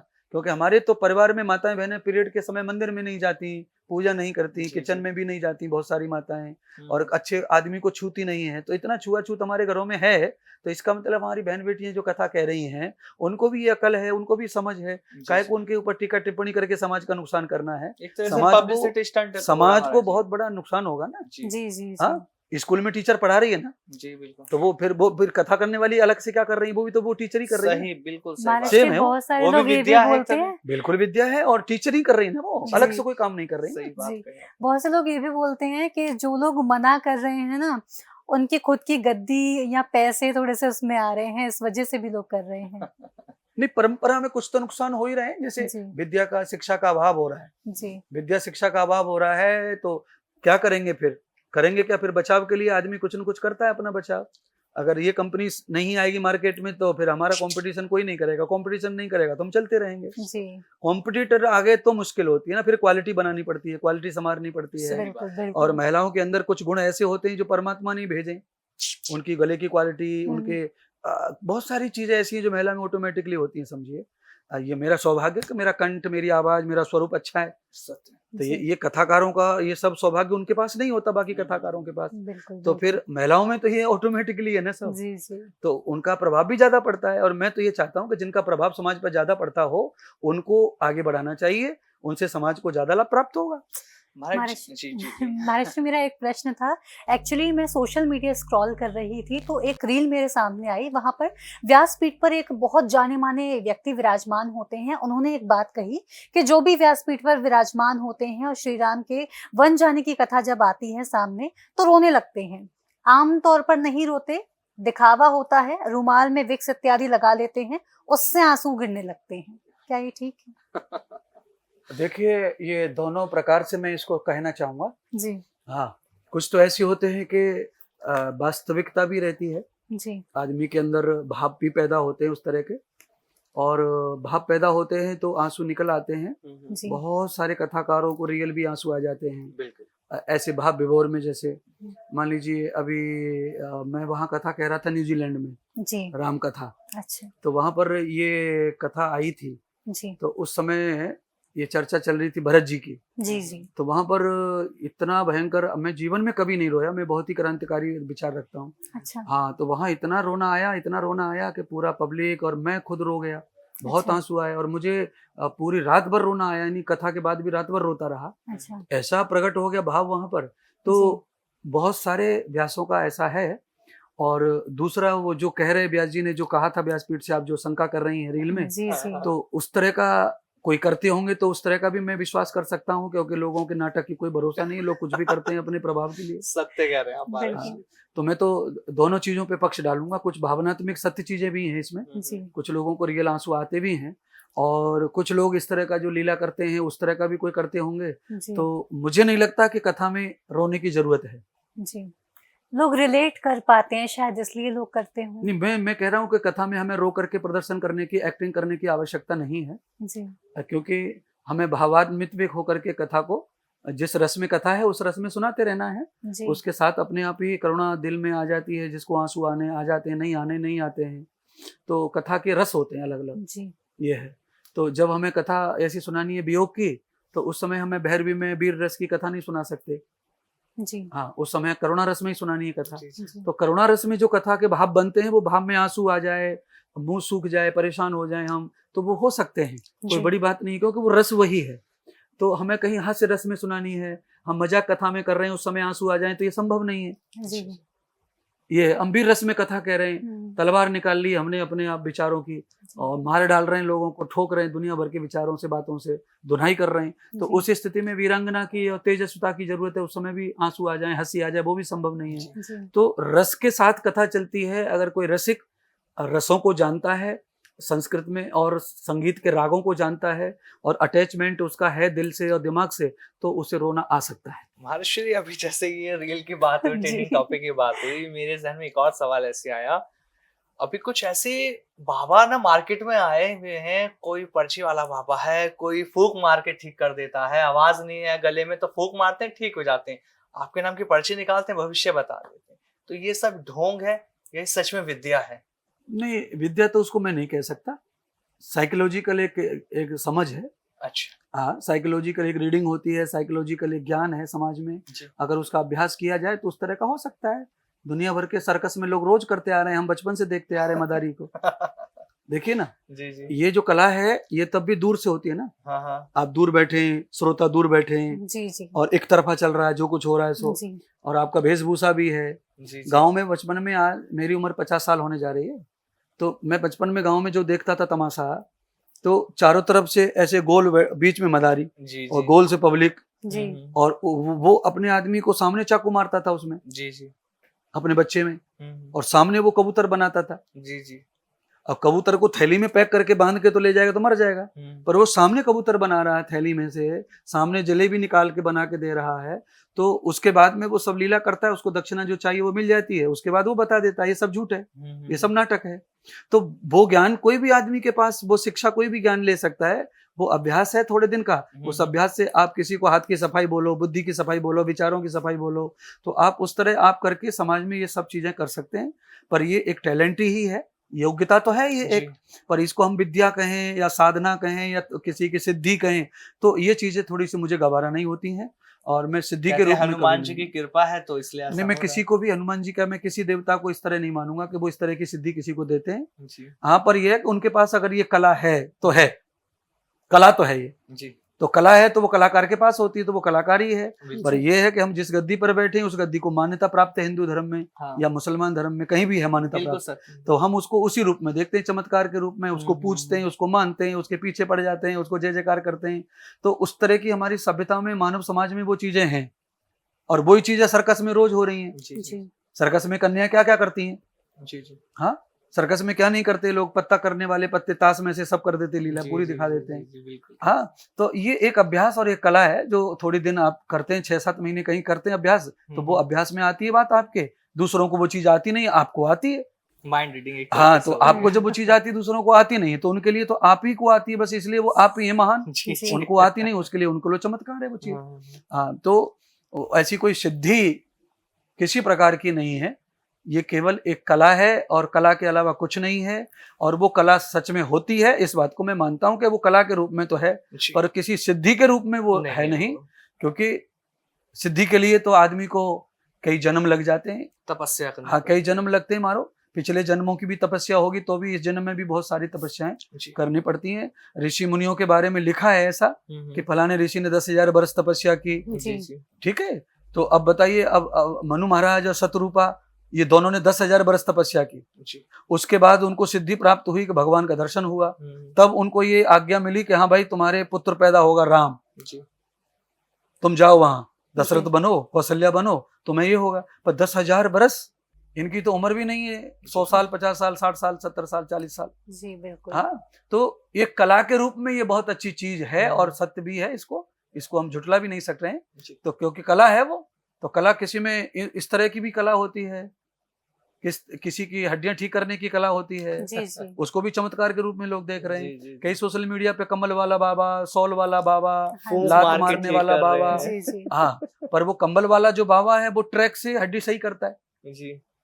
किसी की कमर सीधी करता है, पैर का घुटना ठीक करता है, तो वो कमल वाला अकेला नहीं है ना, ऐसे करोड़ों, पहले हमारे बुजुर्ग जो हैं करोड़ों हैं ऐसे। जी जी हाँ, हमारे यहाँ तो इलाज ही, आर्थोपैथिक इलाज ही, पहले डॉक्टर नहीं थे ना इसके, बिल्कुल नहीं, पहले सही हाथ बात में है। बड़े बूढ़े माताएं बहनें वही तोड़ा मरोड़ी करती थी हाथों की गाँव गाँव में, फिर वो रस्सी से बांधती थी उसको, तौलिया सोफी से बांधती थी, मोरा मोच निकालना है तो कसती थी, कमर को कसते थे, तो वो बाबा भी वही करता लीला। जी जी। हाँ, उसके पास में क्या है, बस वो हिंसा करता है, जी जी कोई रो रहा है तो रो, चिल्ला रहा है तो चिल्लाओ, वो तोड़ देता मरोड़ देता गर्दन जी। को पकड़ के, तो सीधा अपने आप ही हो जाता है। जी। हाँ, तो उसको हम न्यूरोथेरेपी कहते हैं। आर्थोपैथिक जो है जी न्यूरोथेरेपी भी होती है ना, जी जी जी एक्यूपंक्चर थेरेपी भी होती है जी, उसमें, जी। फिजियोथेरेपी भी होती है उसमें। जी। तो ये थेरेपी ही वो थेरेपी है, पर उसको जी। लोग चमत्कार में देख रहे हैं, उसने भेष ऐसा बना लिया है तो मूर्ति जी। रख ली है तो, जी। बाकी वो भी एक अभ्यास है और कला है, उसको भी मैं नकारूंगा नहीं। जी जी, हाँ, पर चमत्कार के रूप में, कम्बल के रूप में, सॉल के रूप में उसे देखना वो ठीक नहीं, वो गलत है। वो ठीक नहीं, उससे अफवाह और भ्रम फैल रहा है, जी प्रमाद फैल रहा है, अंधविश्वास फैल रहा है।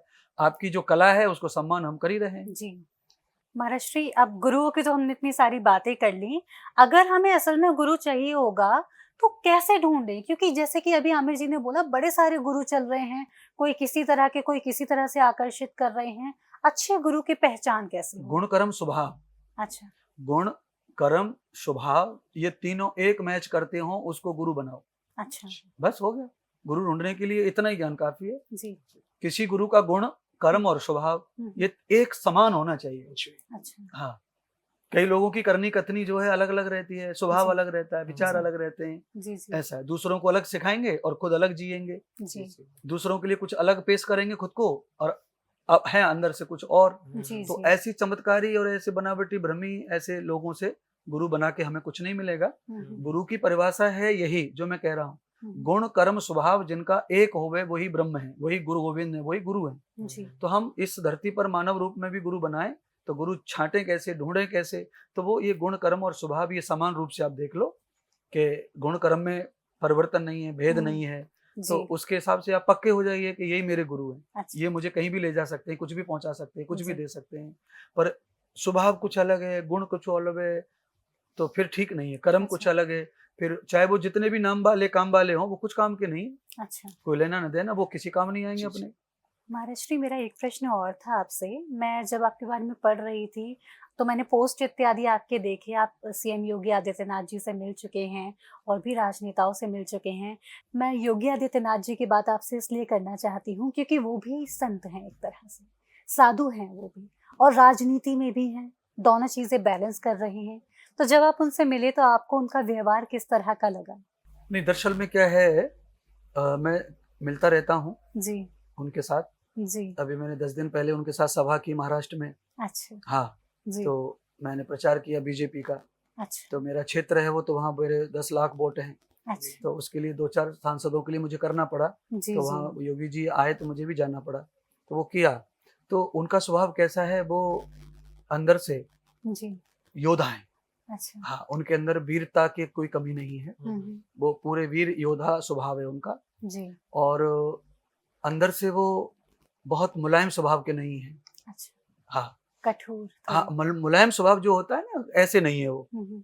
तो उनके अंदर कठोरता भी है, और वीर स्वभाव का मतलब भी वही होता है घुमा फिरा के। जी। तो वो वीर योद्धा स्वभाव के हैं, और दृढ़ निश्चय करने वाला स्वभाव उनका है, और निडर स्वभाव है उनका। जी। हाँ, उनको डर नहीं है, जी। भय नहीं है किसी चीज का।